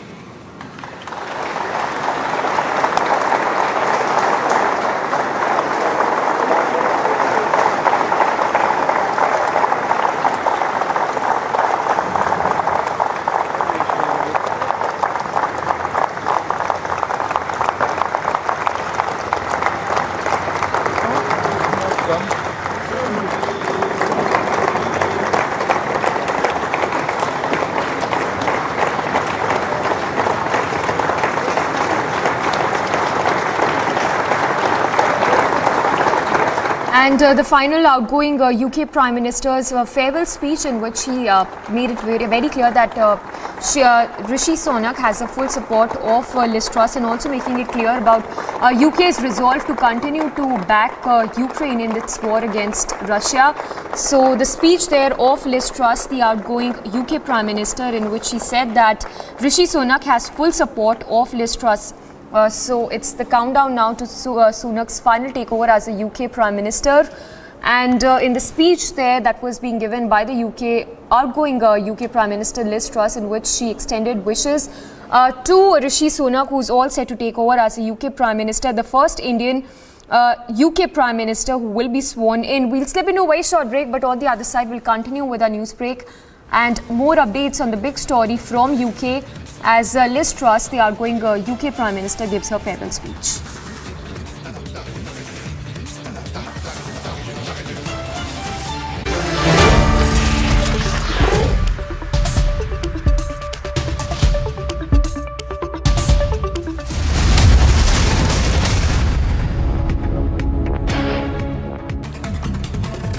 And here's a look at what else is making news this morning. US President Joe Biden has applauded the newly elected British Prime Minister Rishi Sunak. Biden said the ascent of Rishi Sunak as the first Indian origin Prime Minister is a groundbreaking milestone.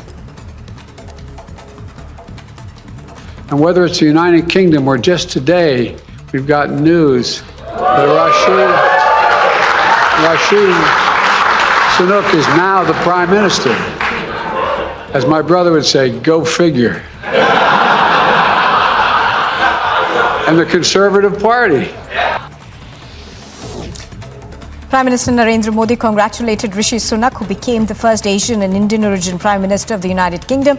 The Prime Minister said he's looking forward to working closely with him on global issues. A cyclone Sitrang battered parts of Bangladesh. At least 7 people have lost their lives across the country. Thousands of people and livestock has been evacuated from Cox's Bazar coast in Bangladesh and moved to the cyclone shelters.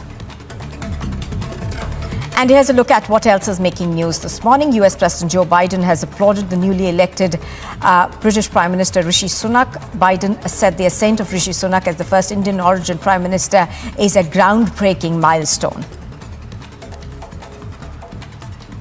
And whether it's the United Kingdom or just today, we've got news that Rishi Sunak is now the Prime Minister. As my brother would say, go figure. And the Conservative Party. Prime Minister Narendra Modi congratulated Rishi Sunak, who became the first Asian and Indian origin Prime Minister of the United Kingdom. The Prime Minister said he's looking forward to working closely with him on global issues. A cyclone Sitrang battered parts of Bangladesh. At least 7 people have lost their lives across the country. Thousands of people and livestock has been evacuated from Cox's Bazar coast in Bangladesh and moved.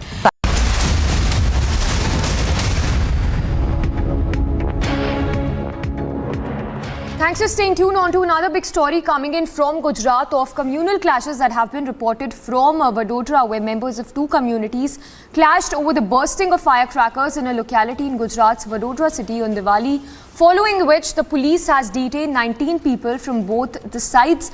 We understand that the clashes broke out at around 12:45 a.m. on Tuesday in a communally sensitive area in Vadodara. Those detained include a person who allegedly hurled a petrol bomb as well at the policeman from the 3rd floor of the house in the locality nearly an hour after the clashes broke out. So arson and vandalism that's been reported from in Vadodara, where the clashes broke out. And reaction as well coming in. Let's listen into what the police official has to say. देखिए, ये मैं हैरान हूँ कि दीपावली के दिन भी ऐसा कम्युनल क्लैशेस हुआ है। मैं समझता हूँ सरकार वहाँ कॉम्पिटेंट है, एक्शन लिया जाएगा और जो भी जिम्मेवार है उसको कानूनी तौर पर डील किया जाएगा। तो हमें विश्वास है कि गुजरात की जनता जो है समझदार है और ऐसे व्यक्तियों को छोड़ेंगे नहीं। और आने वाले दिनों में आप देखेंगे कि इलेक्शन के रिजल्ट्स में भी इसका And Priyanka joining us live from Vadodara. Priyanka, what can you tell us about this incident, the probe into the communal clashes that broke out in Vadodara? Well, that's right, Samiksha. In fact, we are at the exact place where this entire clashes, in fact, had broken out. We are seeing how there was stone pelting that was done, and there were several vehicles that had also sustained the damage because of these kind of stone pelting that had gone on. If I could ask my VJ Bipin to, in fact, zoom in for you, for our viewers, to understand what exactly had gone on here. You can see extra police deployment that is also done in this particular area of Panigate in Vadodara. This is in the middle of the city itself, and we see the vehicle. Billboards of the shops that have been put up here. This is a marketplace, it's a very busy area, and this is the exact spot where the people, in fact, had been celebrating Diwali. There were children who were bursting the crackers. And let me show for our viewers to understand. And this is the place from where police, the stones were being pelted, petrol bombs were being pelted as well. Eyewitnesses claim, Samiksha, that these streetlights that you also see behind me, around me, were the ones that had been cut off. Post which then there were stones that were being pelted from particular areas to this particular place at this particular house as well. Where they had seen that the children, in fact, were celebrating Diwali, but they had to stop, and the request, they had to run for cover as well, because there were stones that were being pelted on them while they were celebrating Diwali as well. And post which we also see that extra police deployment has also been done. Now this is the exact route as well, where the DCP had been passing by from, and his car as well had been attacked. There was a petrol bomb that was hurled on his car as well, and post which there was extra police deployment and combing operations that were being done in and around the area as well. And this is the exact spot in the Panigate area of Vadodara, where all of these shops, all of these houses, in fact, have sustained this kind of damage because of the stone pelting, because of the petrol bomb throwing. Yes. And now police have taken 19 people into their custody, and they are interrogating them, they are investigating. All right, Priyanka, we leave it at that, slipping into a very short break for now. On the other side, we'll continue with the live coverage and live reportage from the Vadodara clash site. 19 arrests made in the case.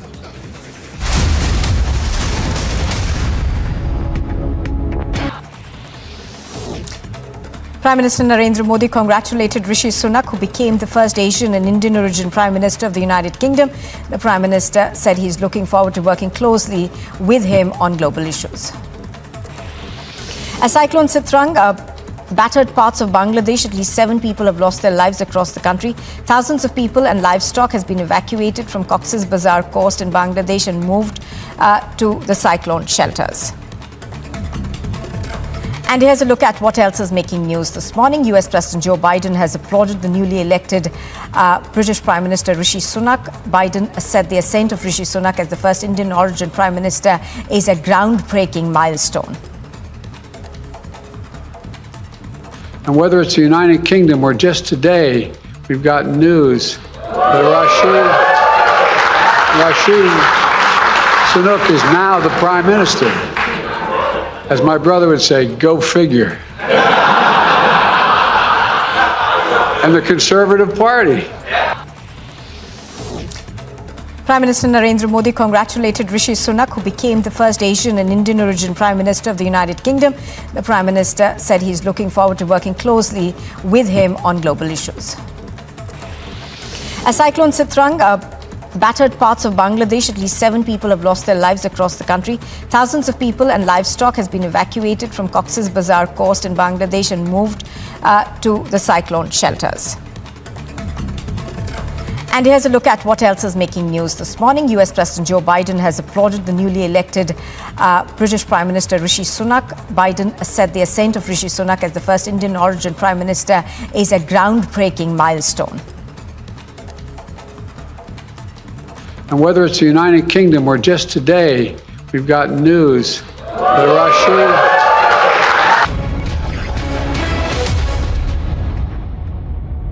Very good afternoon and thank you for tuning in. You're watching Superfast 50 at 3 p.m. I'm Suesha Samant. We bring you up to speed with the top 50 stories that are making news this afternoon. Let's begin with the first one. Rishi Sunak has scripted history and become the first Indian origin Prime Minister of United Kingdom. But the lobbies at it again used Rishi Sunak to target India and asked, and I quote, is a minority Prime Minister possible in India? Unquote. Hours after Rishi Sunak was chosen as UK's new Prime Minister, the opposition in India, led by Vadra Congress and Mehbooba Mufti, have raised questions whether India could have its own minority Prime Minister, both parties completely forgetting the 4 presidents and a Prime Minister in India from minority communities. BJP responded to Mehbooba Mufti's minority Prime Minister pitch while asking if a Chief Minister from the minority community in Jammu and Kashmir would ever take oath.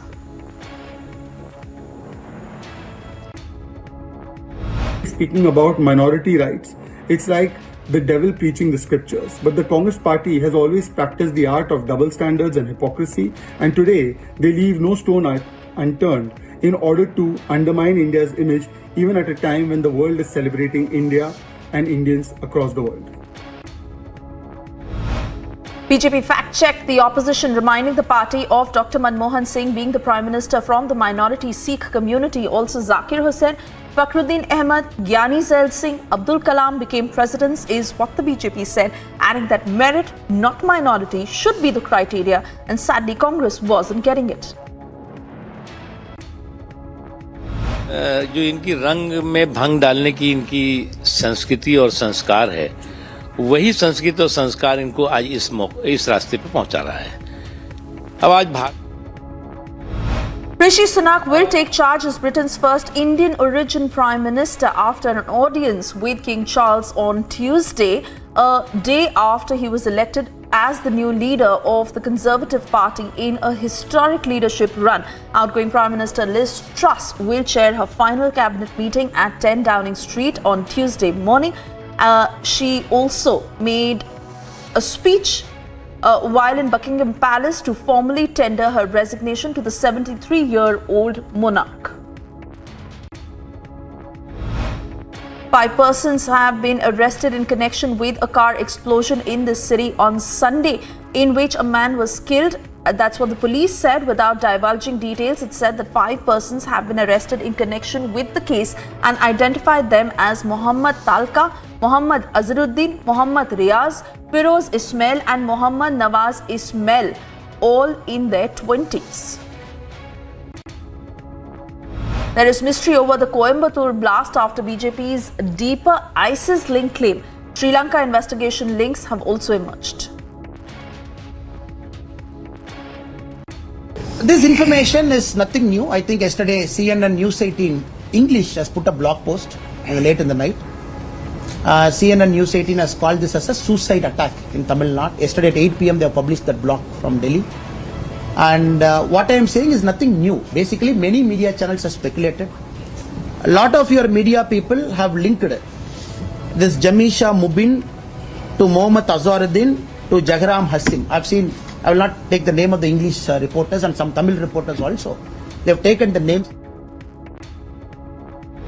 WhatsApp, the Meta-owned instant messaging platform that was down in India with people unable to send or receive messages on their devices. The WhatsApp service also was down since 12:30 p.m. this afternoon. Many users in India reported that they were unable to access WhatsApp Messenger on Android or iOS. Meta issued a statement later on this issue saying that the WhatsApp team is working to restore the services as soon as possible, which has now been restored. WhatsApp services said that the services were down since 12:29 p.m. This is the longest that WhatsApp has ever been out of range. Reportedly, the group chats were hit first at 12:29 p.m. and later on at 12:45 p.m. even personal messages or DMs, so as to say, were disrupted. Members of 2 communities clashed over the bursting of firecrackers in a locality in Gujarat's Vadodara city on Diwali. The clash broke out at around 12:45 on Tuesday in the communally sensitive Pani Gate locality. Following a clash between two communities, police detained 19 people from the two sides. Those detained included a person who allegedly hurled a petrol bomb at policemen from the third floor of this house in the locality nearly an hour after the clash broke out. A 44-year-old seer is found dead at a mutt in Karnataka's Ramnagara district. Now, according to the police, a two-page note that has been recovered from the seer's room. Cops handed over the body to the mutt after the post-mortem. Miscreants went on a rampage in Karnataka's Shivamoga and attacked a youth belonging to a pro-Hindu group. Now, according to sources, 3 bike-borne assailants also swung swords at the banners and posters of Harsha, the slain Bajrang Dal activist put in place for the rally organized in remembrance of Veer Savarkar. The incident occurred after the victim saw 2 people on the bike tearing the posters of Harsha. As he tried to stop the bike-borne miscreants, they attacked him, causing severe head injuries, following which hundreds of pro-Hindu activists gathered outside the hospital demanding justice for the youth. Shocking poll campaign in Telangana ahead of the Munugode by-polls, where BRS leaders were seen distributing liquor bottles in a viral video a month ago. Another video that went viral of distributing live chicken and liquor bottles by the BRS leaders. After a video of distribution of liquor bottles by BRS leaders went viral on social media platforms, BJP lambasted BRS ahead of the Munugode by-polls. BJP stated that BRS is using booze for votes.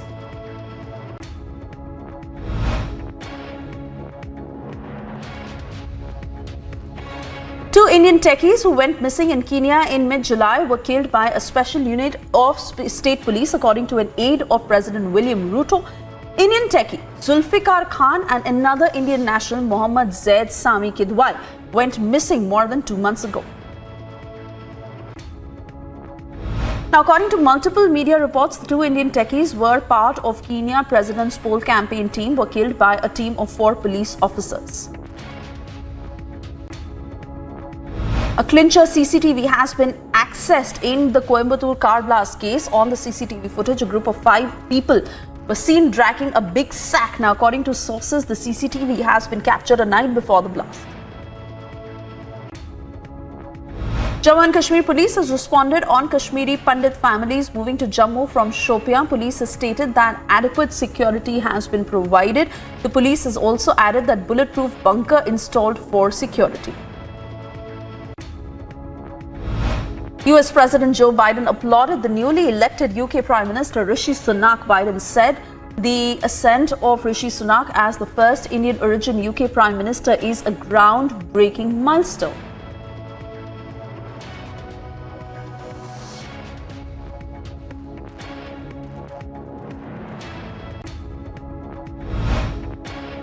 Infosys co-founder Narayan Murthy has responded to the elevation of his son-in-law Rishi Sunak as Britain's Prime Minister.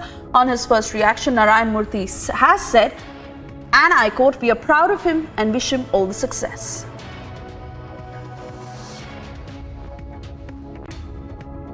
Under the influence of Cyclone Sitrang, a red alert indicating heavy to very heavy and extremely heavy rainfall that has been issued for Assam, Meghalaya, Mizoram and Tripura. IMD also stated that widespread rainfall accompanied by thunderstorms, lightning and heavy to very heavy rainfall will be witnessed. As the cyclone battered several parts of Bangladesh, at least 7 people lost their lives across the country, though thousands of people and livestock have also been evacuated from Cox's Bazar coast in Bangladesh and moved to cyclone shelters. Despite a ban imposed on firecrackers by the Kejriwal-led Delhi government, the air quality of the capital remained in the very poor category. Post-Diwali celebrations, AQI now in Delhi stands at 380. A massive fire broke out in a restaurant at Prashant Vihar area of Rohini sector in the national capital. Several fire tenders were rushed to the spot, and after hours of firefighting operations, the fire has now been doused. JDS has staged a protest over the poor state of roads in Bengaluru. In a unique way of protest, JDS workers celebrated Diwali near potholes in a majestic area of the city. JDS has given 15 days ultimatum to the state government, or else they will plan to conduct protests across all the BBMP wards.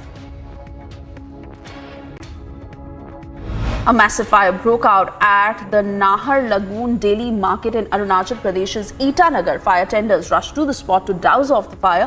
Now, according to the fire officials, no casualties have been reported yet. Crude bomb menace in West Bengal has killed one child in Bhatpara area of North 24 Parganas district. One child died and 3 others were grievously injured after they kicked a crude bomb they thought was a ball.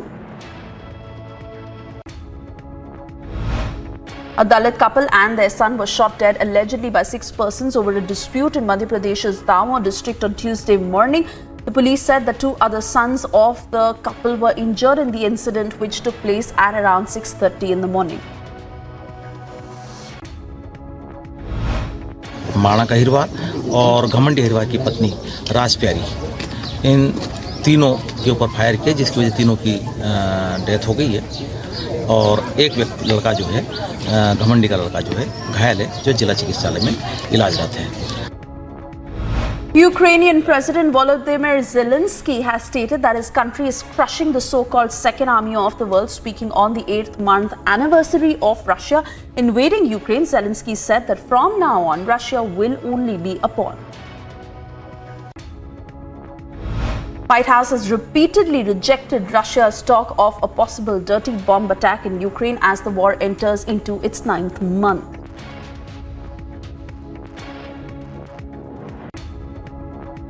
When we hear this type of patently false disinformation emanating from the Kremlin, we know the Kremlin's track record when it comes to these types of claims. That's what, of course, what is the predicate, what ultimately undergirds our concern.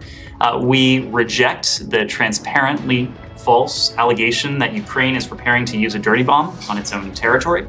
That was a message you saw in the readouts in the joint statement that we issued yesterday. And then just today, you saw from Ukrainian Foreign Minister Kuleba.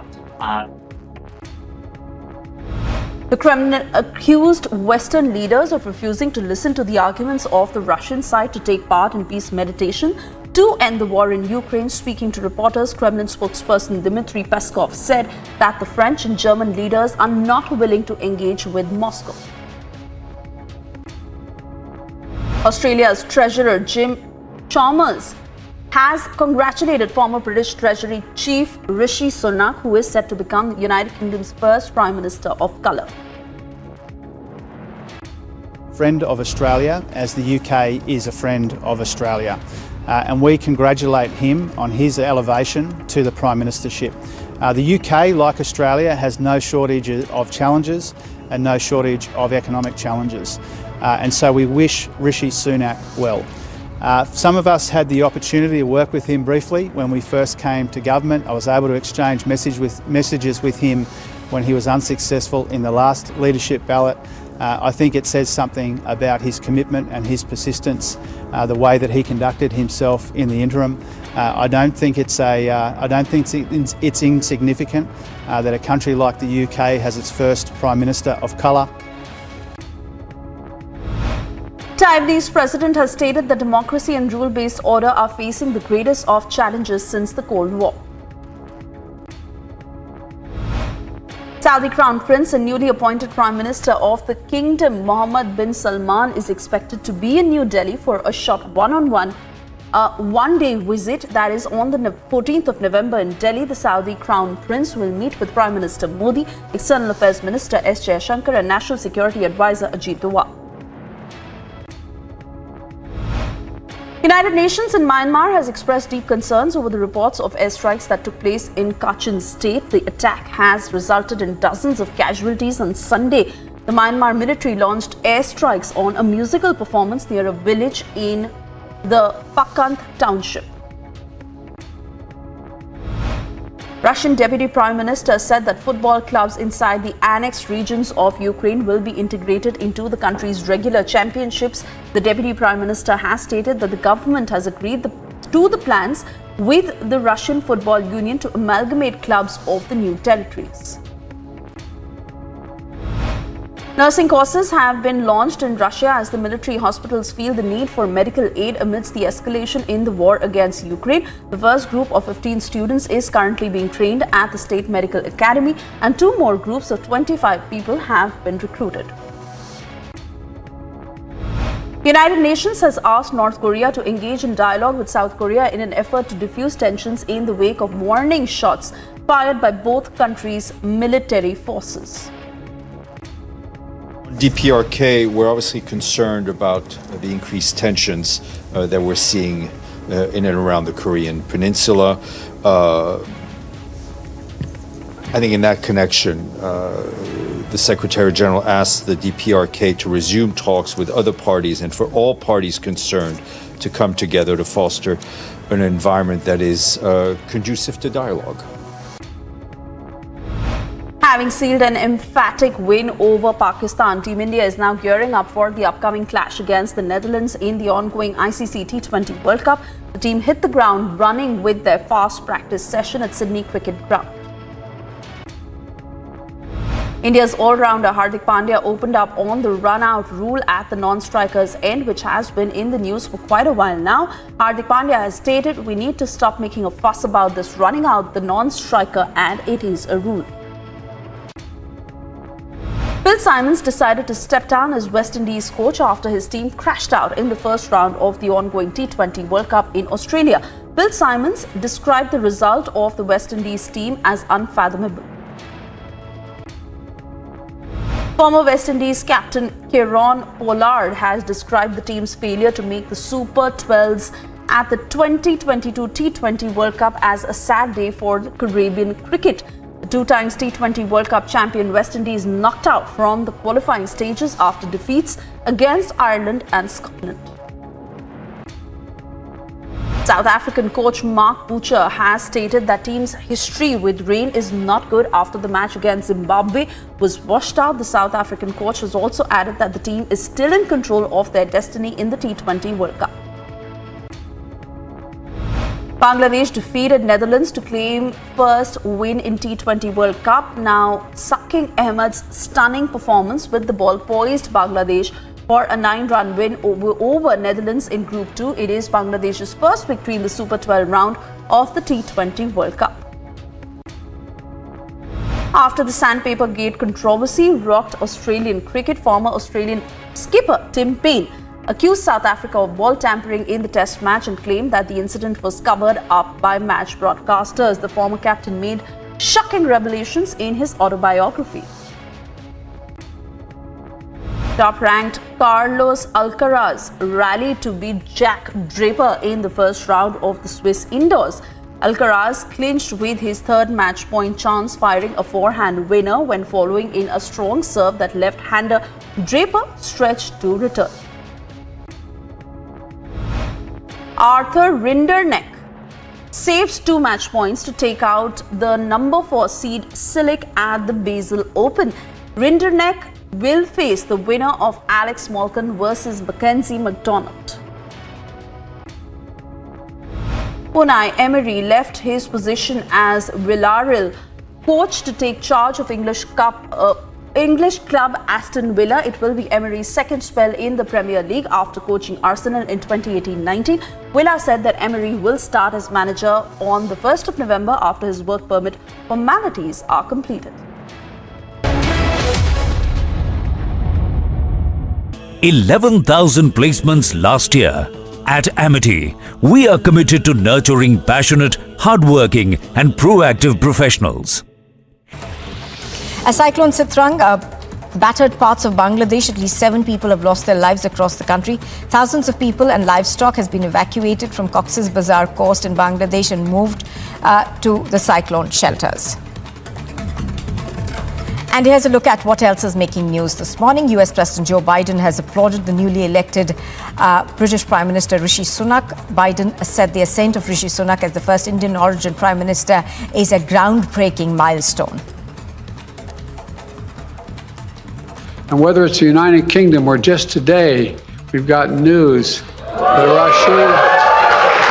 Rishi Sunak is now the Prime Minister. As my brother would say, go figure. and the Conservative Party. Prime Minister Narendra Modi congratulated Rishi Sunak, who became the first Asian and Indian origin Prime Minister of the United Kingdom. The Prime Minister said he's looking forward to working closely with him on global issues. As Cyclone Sitrang battered parts of Bangladesh, at least 7 people have lost their lives across the country. Thousands of people and livestock has been evacuated from Cox's Bazar coast in Bangladesh and moved to the cyclone shelters. And here's a look at what else is making news this morning. US President Joe Biden has applauded the newly elected British Prime Minister Rishi Sunak. Biden said the ascent of Rishi Sunak as the first Indian origin Prime Minister is a groundbreaking milestone. And whether it's the United Kingdom or just today, we've got news that Rishi Sunak is now the Prime Minister. As my brother would say, go figure.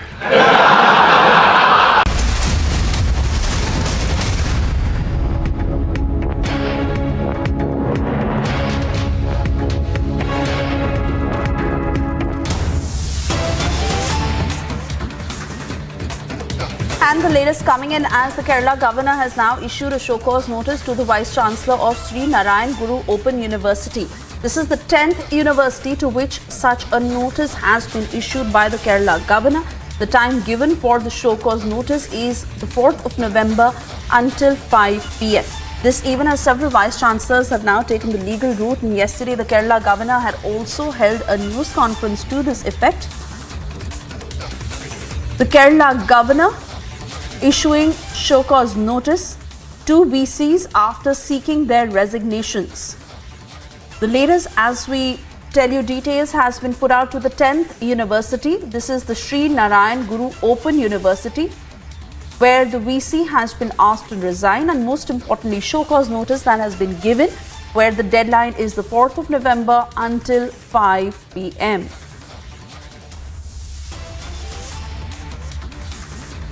Arif Mohammad Khan's notice that came as Kerala High Court was holding a special sitting on Monday amid a row over his order to vice chancellors of 9 universities until now, and the 10th university that has been added, where vice chancellors have been asked to resign. Ashwin is joining us live on the broadcast. Ashwin, give us details. We understand that the vice chancellors have taken the legal route, but the Kerala governor very adamant on his stand. Now the 10th university that has been given the show cause notice. Absolutely. It's not an adamant stand. In fact, the Kerala governor is in fact taking a very principled route, where after the Supreme Court order with regard to the appointment of the Vice Chancellor of Abdul Kalam Technological University, when it was done as per the state rules and not according to the UGC guidelines, the Supreme Court very clearly stated that that particular appointment is illegal from the time of inception, which means anybody who's been appointed in such a manner will not be able to get any kind of benefits as a Vice Chancellor at all. So once this verdict came out in the Supreme Court, the Honorable Governor of Kerala decided to check on all the appointments that has been done in the universities in Kerala, and wherever he found out that is against the Supreme Court ruling, he has sent a show cause notice.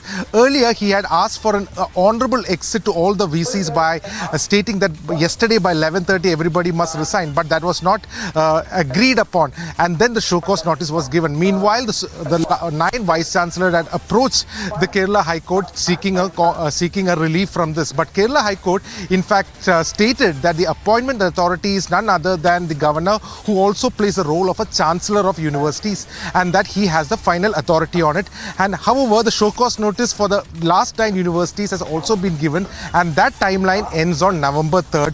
Meanwhile, the governor is still checking the other 2 universities, and today one more university has been added to a list. So November 4th by 5 p.m. the show cause notice, the response must be given by the Vice Chancellor. If not, the governor, who's the chancellor of all the universities, who's the only person who appoints the vice chancellors, can take back the power of all the vice chancellors from all the universities in Kerala. Absolutely, and this even as we understand, Ashwin, that the 10th university that has issued, that has been given the show cause notice. So now really to understand the further course of action in terms of how the legal battle is also ensuing, and the vice chancellors are trying their level best that this does not really take shape. In that sense, what is the next move? Well, the obvious move, which even the Kerala High Court stated, let's wait till November 3rd and see what is the action that will be taken by the Chancellor of Universities, that is the Governor. Because the Kerala High Court also stated that they are not above the Supreme Court ruling and they cannot make any comments on the Supreme Court ruling itself. So when that particular mention has been made yesterday, in fact, most of the observation by the Kerala High Court has been done in favor of the Kerala Governor. Stay tuned to Republic TV. We are bringing all the latest update on the story after the break. Stay tuned.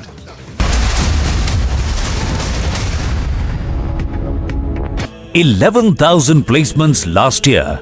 At Amity, we are committed to nurturing passionate, hardworking and proactive professionals. And here's a look at what else is making news this morning. US President Joe Biden has applauded the newly elected British Prime Minister Rishi Sunak. Biden said the ascent of Rishi Sunak as the first Indian origin Prime Minister is a groundbreaking milestone. And whether it's the United Kingdom or just today, we've got news that Rishi Sunak is now the Prime Minister. As my brother would say, go figure. And the Conservative Party. Prime Minister Narendra Modi congratulated Rishi Sunak, who became the first Asian and Indian origin Prime Minister of the United Kingdom. The Prime Minister said he's looking forward to working closely with him on global issues. A cyclone Sitrang battered parts of Bangladesh. At least 7 people have lost their lives across the country. Thousands of people and livestock has been evacuated from Cox's Bazar coast in Bangladesh and moved to the cyclone shelters. And here's a look at what else is making news this morning. US President Joe Biden has applauded the newly elected British Prime Minister Rishi Sunak. Biden said the ascent of Rishi Sunak as the first Indian origin Prime Minister is a groundbreaking milestone. And whether it's the United Kingdom or just today, we've got news that Rishi Sunak is now the Prime Minister. As my brother would say, go figure. And the Conservative Party. Prime Minister Narendra Modi congratulated Rishi Sunak, who became the first Asian and Indian origin Prime Minister of the United Kingdom. The Prime Minister said he's looking forward to working closely. The moment you say a terror attack, people will take extra precaution. If you call this as a cylinder blast, let us imagine one more module is active. That module might do an attack in the next 1 week or 10 days. Then what will the state government do? Was there in ISIS hand, the Coimbatore blast? Debating tonight, 10 p.m.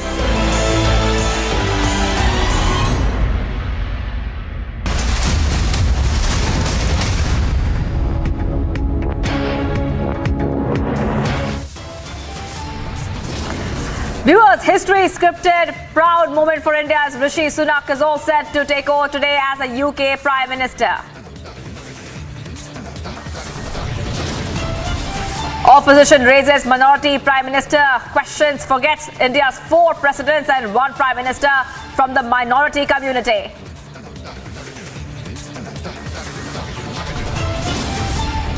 Big mystery over Coimbatore blast after BJP's deeper ISIS link claim. Sri Lanka investigation links emerge.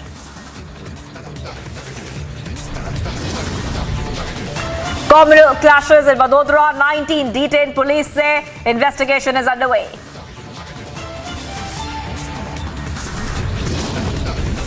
Two Indians trailed, targeted and killed by 4 mad squads in Kenya. Motive behind the gruesome murders yet to be known. After chicken distribution, liquor bottles now is the BRS on a liquor spree ahead of bypolls to lure voters in.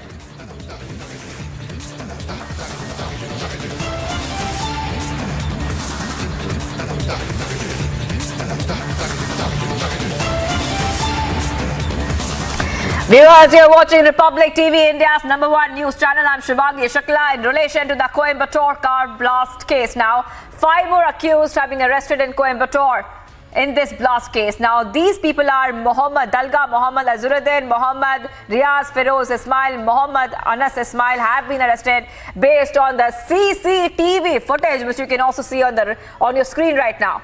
They are being questioned at the police station in Coimbatore. The special teams are conducting inquiry with certain undisclosed prisoners in the prison. Now, after information that the person who died, Jamesha Mubin, had met someone from the prison, special teams conducted investigation in Kerala, and special teams are conducting inquiry in Kerala as well, viewers. So this is the big news that we're tracking for you right now. Also, 2 days after the Coimbatore car and cylinder blast incident, Tamil Nadu BJP Chief K. Annamalai has urged the state authorities and the police to call the incident a terror attack and not simply a cylinder blast. Listen in.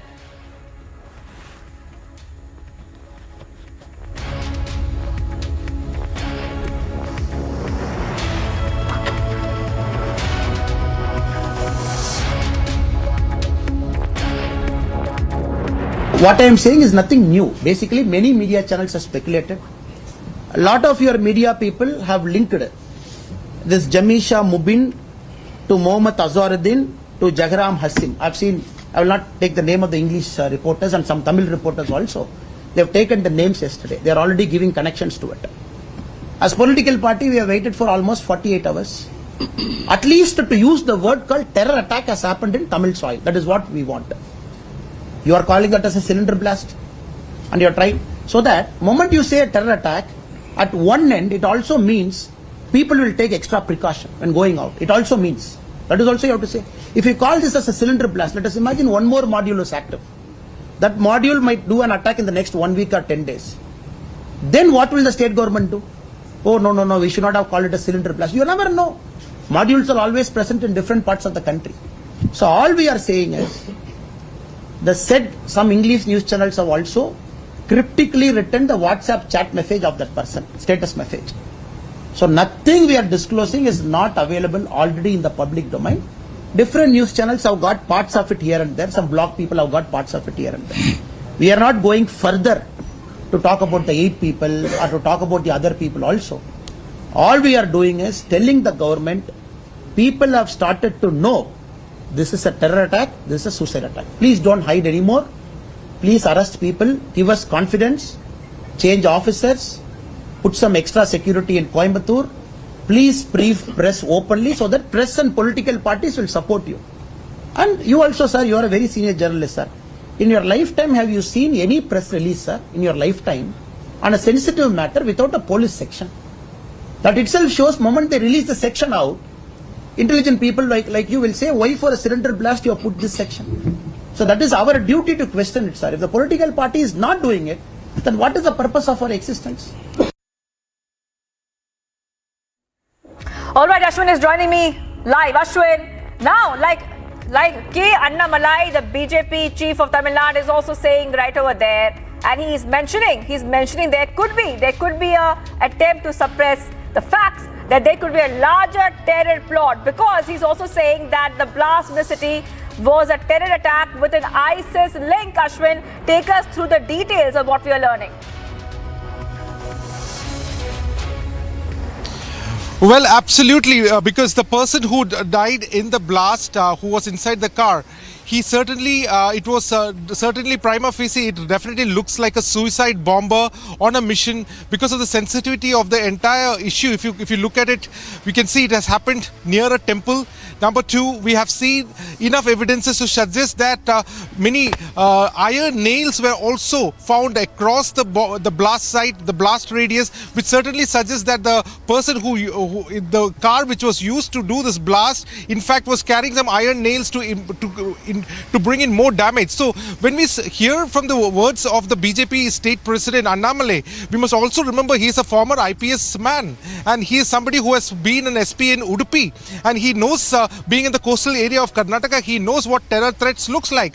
So it is from his experience also, we must also consider the fact, apart from being a president of the party, he has got immense experience in this field as well. So as he rightly pointed out, the prima facie evidence itself looks like there has been a conspiracy, and we can also see the police has raided a home of a brother of somebody who is an accused of a bad terror organization, Al-Umma, Bashi's brothers. His home was also invaded. Now we also get to hear information that this person who has died inside the blast, most likely to be a suicide bomber, in fact has reached the central jail in Viur and tried to meet some IS terror suspects as well. So when you put all these together, it's high time surely that the state law enforcement must speak to the media, because if such operations are taking place, if such lone wolf attack are taking place, then it certainly means there could be more, and that has to be filled very soon by the state government as well. So that is a very important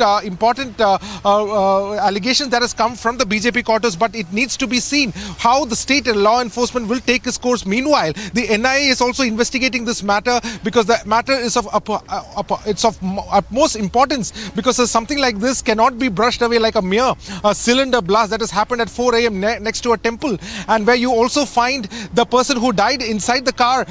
In the home raid, we found some explosives and some materials which are connected to explosives like nitrates and sulfur and all that. So when we put all this together, it certainly does not fit in, and it certainly looks like a larger terror ploy that was supposed to take place in Tamil Nadu. And Tamil Nadu, in Coimbatore especially, in the 1998 Coimbatore blast is something, it's a reminder. So people in Tamil Nadu will definitely we need the right answers from the state authorities as well. So what the opposition leader, as the president of the BJP president from Tamil Nadu has stated, is definitely the reflection of what the people of Tamil Nadu largely wants as well. Right. Well, thank you. Thank you, Ashwin, for getting us all the details. So we are leading the coverage on the Coimbatore car blast case here on Republic TV, and Ashwin is getting us all the details and all the angles. Thank you, Ashwin, and do keep us ahead on this developing story. All right, let's see what else is happening all over India. Hours after Rishi Sunak was chosen as the UK's new Prime Minister, the opposition in India, led by the Vadra Congress and Mehbooba Mufti, have raised questions whether India could have its own minority Prime Minister. Both parties completely forgetting that 4 presidents and 1 Prime Minister in India from the minority communities. BJP responded to Mehbooba Mufti's minority PM pitch while asking her if Chief Minister from the minority community in Jammu and Kashmir would ever take oath. BJP fact-checked the opposition, reminding the party of Dr. Manmohan Singh being the Prime Minister from the minority Sikh community. Also, Zakir Hussain, Ahmed Zail Singh, Giani Abdul Kalam became presidents, in what BJP said, adding that merit, not minority, should be the criteria, and sadly Congress wasn't getting it. Rishi Sunak will take charge as Britain's first Indian origin Prime Minister after an audience with the King Charles on Tuesday, a day after he was elected as the new leader of Conservative Party in a historic leadership run. Outgoing Prime Minister Liz Truss will chair her final cabinet meeting at 10 Downing Street on Tuesday morning before she makes her way to Buckingham Palace to formally tender her resignation to the 73-year-old monarch. 5 persons have been arrested in connection with a car explosion in the city on Sunday in which a man was killed. Police said Jamesha Mobeen was killed in a cylinder explosion in a car he was travelling in early on Sunday. Police had seized material like potassium nitrate used in making the country bombs that were meant for a future use, quote unquote. A police release has said that a case has been registered in the police station over the incident.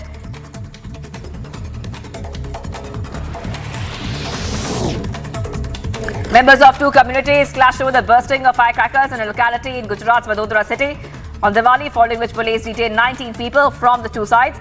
An official said the clash broke out at around 12:45 a.m. on Tuesday in the communally sensitive locality. Those detained include person who allegedly hurled a petrol bomb at policemen from the third floor of this house in the locality nearly an hour after the clash broke out. India has described as very disturbing the circumstances surrounding the abduction of 2 Indians in Kenya and subsequent lack of information in the case. Indian High Commissioner to Kenya has said and met with the Kenyan President and requested him for expediting the investigation into the matter. Close aide of the Kenyan President last week has claimed that 2 missing Indians, Mohammad Zaid Sami Kedwai and Zulfikar Ahmed Khan, have been killed by the disbanded DCI. In a viral video days before the by-polls, the BJP claimed that a minister and the BRS leader organized a meeting with the voters and was seen distributing liquor bottles. The video comes weeks after a similar video showed chicken and alcohol bottle distribution. A 44-year-old seer is found dead at a mutt in Karnataka's district. According to police, a 2-page note has been recovered from the seer's room. Cops handed over the body to the mutt after the post-mortem. Miscreants were on a rampage in Karnataka's Shivamogga and attacked youth belonging to a pro-Hindu group. According to the sources, 3 bike-borne assailants also swung swords at the banners and posters of Harsha, the slain Bajrang Dal activist, put in place for the rally organized in remembrance of Veer Savarkar. The incident occurred after the victim saw 2 people on the bike tearing the posters of Harsha. As he tried to stop the bike-borne miscreants, they attacked him, causing severe head injuries, following which hundreds of pro-Hindu activists gathered outside the hospital demanding justice for the youth.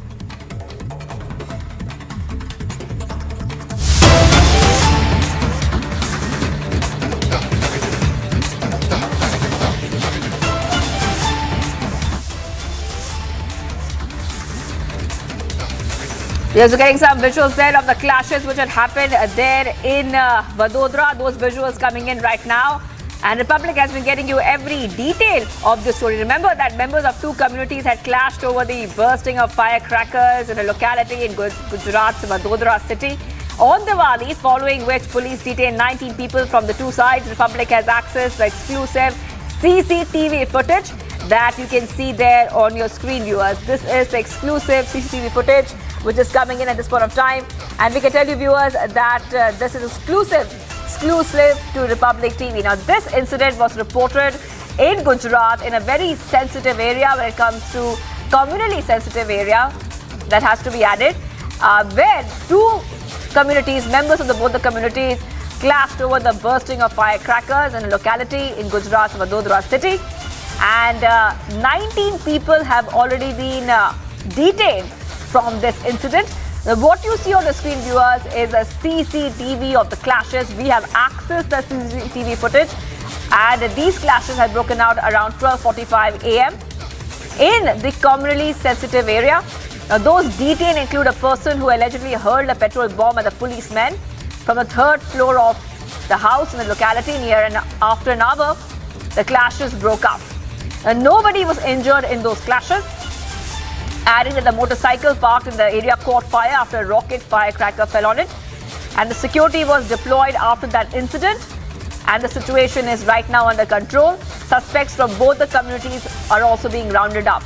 What you see on the screen is something that only Republic TV has from that incident which is coming in from Gujarat's Vadodara. Exclusive images coming in on your screen, viewers. Video shows petrol bombs being hurled.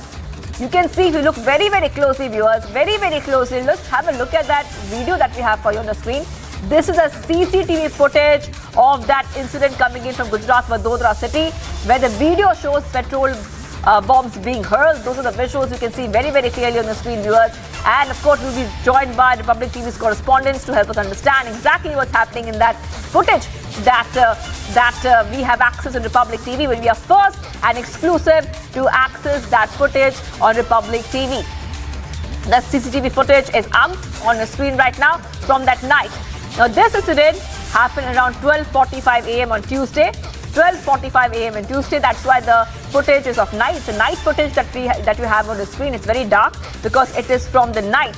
The incident itself had happened at night. You can see that the petrol bomb was being hurled at the police. The petrol bomb was hurled at the police. You can see a flash on your screens as well.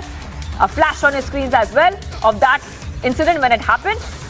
And in fact, Priyanka is joining me live. Priyanka, our viewers are getting to see the first and exclusive images of that incident which had happened in Vadodara. Take us through what we're seeing, Priyanka.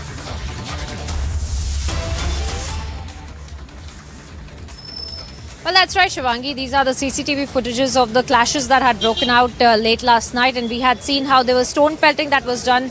There were two community members, the groups that had come face to face in front of each other, post which we had seen stone pelting that was being done, and of course petrol bombs also being hurled. And in those CCTV footages and those visuals that we've accessed exclusively, it is also visible that there were police cars as well that had been targeted. There were petrol bombs that had been sporadically made and then attacked with.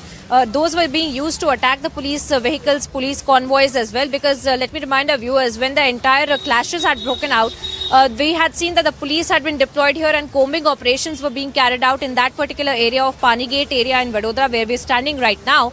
And these visuals also tell us a tale about what had gone on late last night, because there were people who were celebrating Diwali. There were children who were bursting firecrackers, post which these children in fact had been stone pelted upon by several of the people. And according to eyewitnesses, at least 400 to 500 people had gathered there, and then they were the ones who was pelting stones on the people who were celebrating Diwali. And then of course they were also launching these rocket firecrackers as well on private vehicles, post which we have seen that several private vehicles, private shops as well, that have sustained the damage because of this kind of a clash that has broken out. All of these issues in fact have been captured in that CCTV footage and those visuals as well that we're putting out for our viewers right now. In those visuals, very categorically it is being seen that these two groups had come in front of each other, and now of course the police is carrying out an investigation. Another breaking update that we can also give our viewers as of now is that the police has told us that this entire investigation has been transferred to the crime branch, and now the crime branch will be looking into this entire investigation further. They have already detained 19 people, they have arrested them, and they are being questioned as far as who had really started this entire clashes as well, and whether or not there was a premeditated conspiracy to carry out the same. At the face level, at prima facie, the police has said that they are looking at it as a sporadic violent incident that had broken out, and this was not a premeditated conspiracy.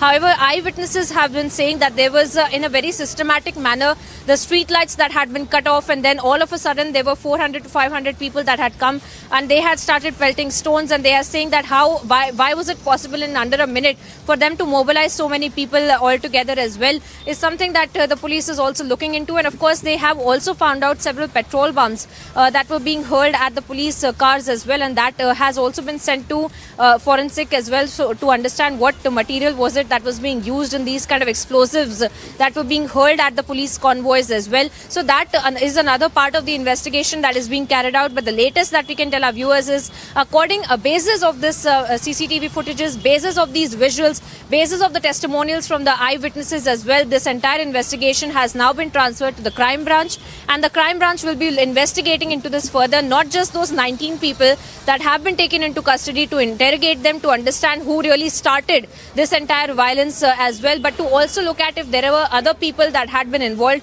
because basis of these CCTV footages as well, there are people who are being identified as to their locations last night and how they were involved in carrying out this violence, because it was also not just about stone pelting, because as and when, according to eyewitnesses, when people had gathered there, they had several weapons in their hands as well, including swords, including knives, and all of these other weaponry as well that was being used to attack these other groups of people that had been gathered here there as well. So of course we will have to wait and watch as far as the investigation is concerned, but as of now this entire investigation is going to be headed by the crime branch, and we are looking at the CCTV footages and the visuals from last night that already tell us a tale about what had really gone on during the time that Diwali was being celebrated.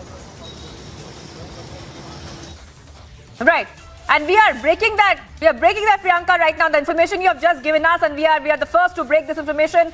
We are breaking it first here. The investigation has been transferred to the crime branch now. That's what Priyanka has said, and we are breaking it right now on our screens, viewers. And Priyanka, if you could just take us through the details about this investigation, and also we also have learned a couple of more details about this case as well. Please tell our viewers that. Well, Shivangi, we had in fact been able to speak to the DCP himself. He had been present here. Right now we're at the DCP office only, and we had been able to speak to him because that was the DCP on a car of whose car in fact had been attacked with use of petrol bombs, and they were hurled at his convoy as well during the time that the combing operation was being carried out along these streets itself. Because we see we're very close to the Panigate market area where the entire confrontation had gone down, and that is where the combing operation through the night had to be carried out by police to restore law and order in the entire area as well. As of now, the entire situation has gone back to calm, and the market area is also functional as of now. But we are looking at how the police had stated that they are looking into the people who had been responsible for hurling the petrol bombs and how really they had been able to get those petrol bombs as well. So all of that is under the investigation of the crime branch now, as you pointed out, because this is some breaking updates that we are getting from the DCPs, from the police officials here, saying that they want to look into it with a lot more depth with respect to how this entire violent incident had broken out there in the Panigate area of Vadodara, because it is in the middle of the city, and how there were hundreds of people that had gathered under 2 to 3 minutes, and they were the ones carrying out this kind of stone pelting and hurling these petrol bombs. And of course, as I pointed out earlier as well, these petrol bombs that had been hurled at the police convoys have already been sent for further investigation to determine what material, what explosives were being used in that particular petrol bomb as well, to determine who were responsible for this entire attack on the police as well. So now, that being said, of course, eyewitnesses' statements are also being recorded as we speak, and more people are being identified in the CCTV footages, the same CCTV footages, in fact, Shivangi, that we have been able to show to our viewers first, and those are the CCTV footages that are being scrutinized by the police officials to understand who else had been responsible for creating this kind of a law and order situation. Right. And Priyanka, also take us through some more details about this particular area which is very sensitive area. Now, for an incident like this to happen in an area of Vadodara, which is sensitive, it definitely means that the security has to be stepped up. What is the security of that area right now? Has it been stepped up? Are there police personnel on the spot?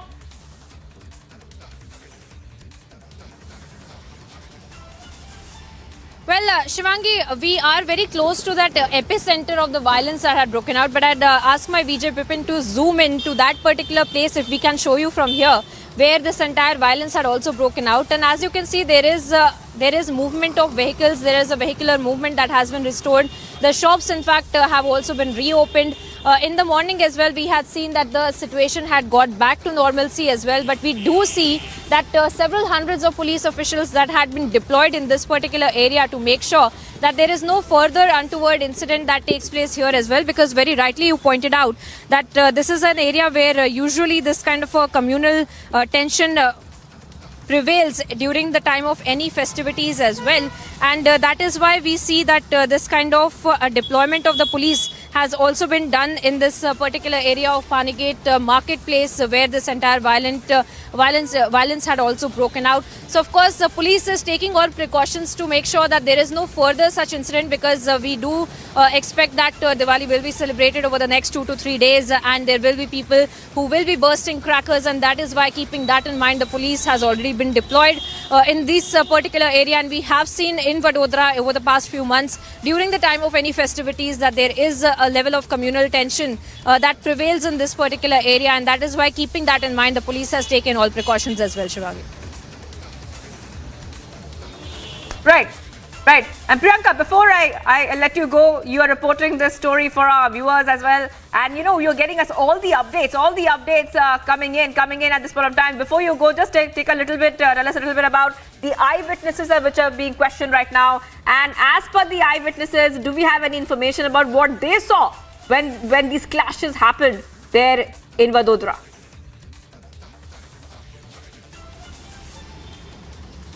Well, Shivangi, if we could also play out those reports for our viewers as well, because we have been able to have that conversation with the eyewitnesses, and very categorically there have been at least 5 to 6 of these eyewitnesses that have recounted what had really gone on yesterday night when they were just trying to celebrate Diwali. Their houses had been pelted stones upon, their windows have been broken, their doors have been broken because of the stones that were being pelted, and all of them recall how they were at least 2 to 3 minutes under which there were 400 to 500 people, of course, that had gathered there. We will have to also keep that in mind about the official police statement that I have also given to the police, keeping in mind about how this violence had actually broken out.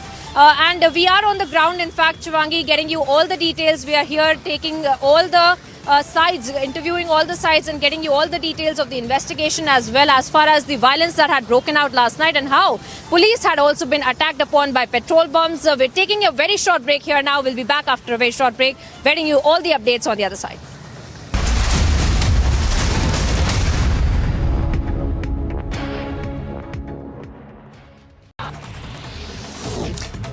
Prime Minister Narendra Modi congratulated Rishi Sunak, who became the first Asian and Indian origin Prime Minister of the United Kingdom. The Prime Minister said he's looking forward to working closely with him on global issues. As Cyclone Sitrang battered parts of Bangladesh, at least 7 people have lost their lives across the country. Thousands of people and livestock has been evacuated from Cox's Bazar coast in Bangladesh and moved to the cyclone shelters. And here's a look at what else is making news this morning. US President Joe Biden has applauded the newly elected British Prime Minister Rishi Sunak. Biden said the ascent of Rishi Sunak as the first Indian origin Prime Minister is a groundbreaking milestone. And whether it's the United Kingdom or just today, we've got news that Rishi Sunak is now the Prime Minister. As my brother would say, go figure. And the Conservative Party. Prime Minister Narendra Modi congratulated Rishi Sunak, who became the first Asian and Indian origin Prime Minister of the United Kingdom. The Prime Minister said he's looking forward to working closely with him on global issues. As Cyclone Sitrang battered parts of Bangladesh, at least 7 people have lost their lives across the country. Thousands of people and livestock has been evacuated from Cox's Bazar coast in Bangladesh and moved to the cyclone shelters. And here's a look at what else is making news this morning. US President Joe Biden. Mehbooba and Vadra Congress ask whether a minority can be a prime minister in India. महबूबा जी, क्या आप Jammu and Kashmir में किसी अल्पसंख्यक गैर मुस्लिम को मुख्यमंत्री के रूप में स्वीकार करेंगे? As Rishi Sunak becomes the UK Prime Minister, Vadra Congress attacks India's diversity, debating tonight at 9 p.m.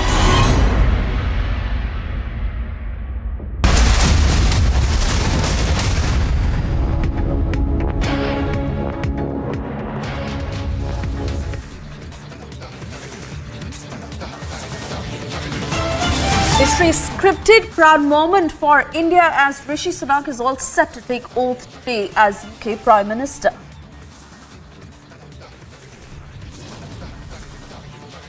Opposition raises minority prime ministers questions, forgets India's 4 presidents and 1 prime minister from minority community.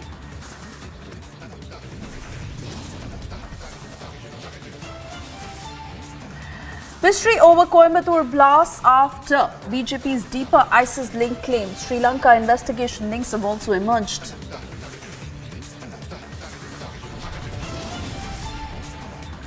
Communal clashes in Vadodara, 19 detained. Police say investigation is underway.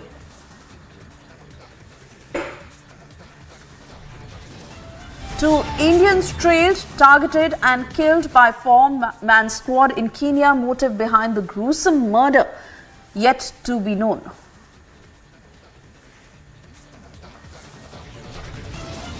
After chicken distribution, liquor bottles, now is BRS on a liquor spree ahead of bypolls to lure voters in.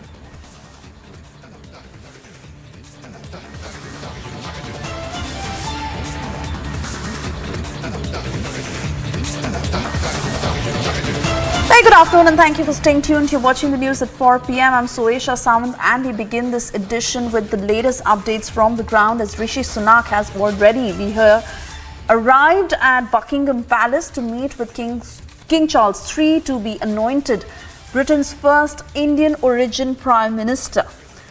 To tell us more of what's lined up in the next few hours, Devanshu is live with us on the broadcast. Devanshu, we're staying with those pictures from the Buckingham Palace. Give us a sense of what's happening on the ground, what's next for Rishi Sunak, and how is the atmosphere gearing up? Well, since yesterday, it's been Rishi Sunak has been the highlights globally, not only just in UK but in India as well. Also, he's the first brown Prime Minister UK has ever witnessed. So, of course, it's a big day for all of us. And having said that, we have just come across Liz Truss' final speech at 10 Downing Street. Now we can see all her stuff being packed and taken away from her department. So now 10 Downing Street is getting vacant and ready for its next Prime Minister, which is going to be Rishi Sunak.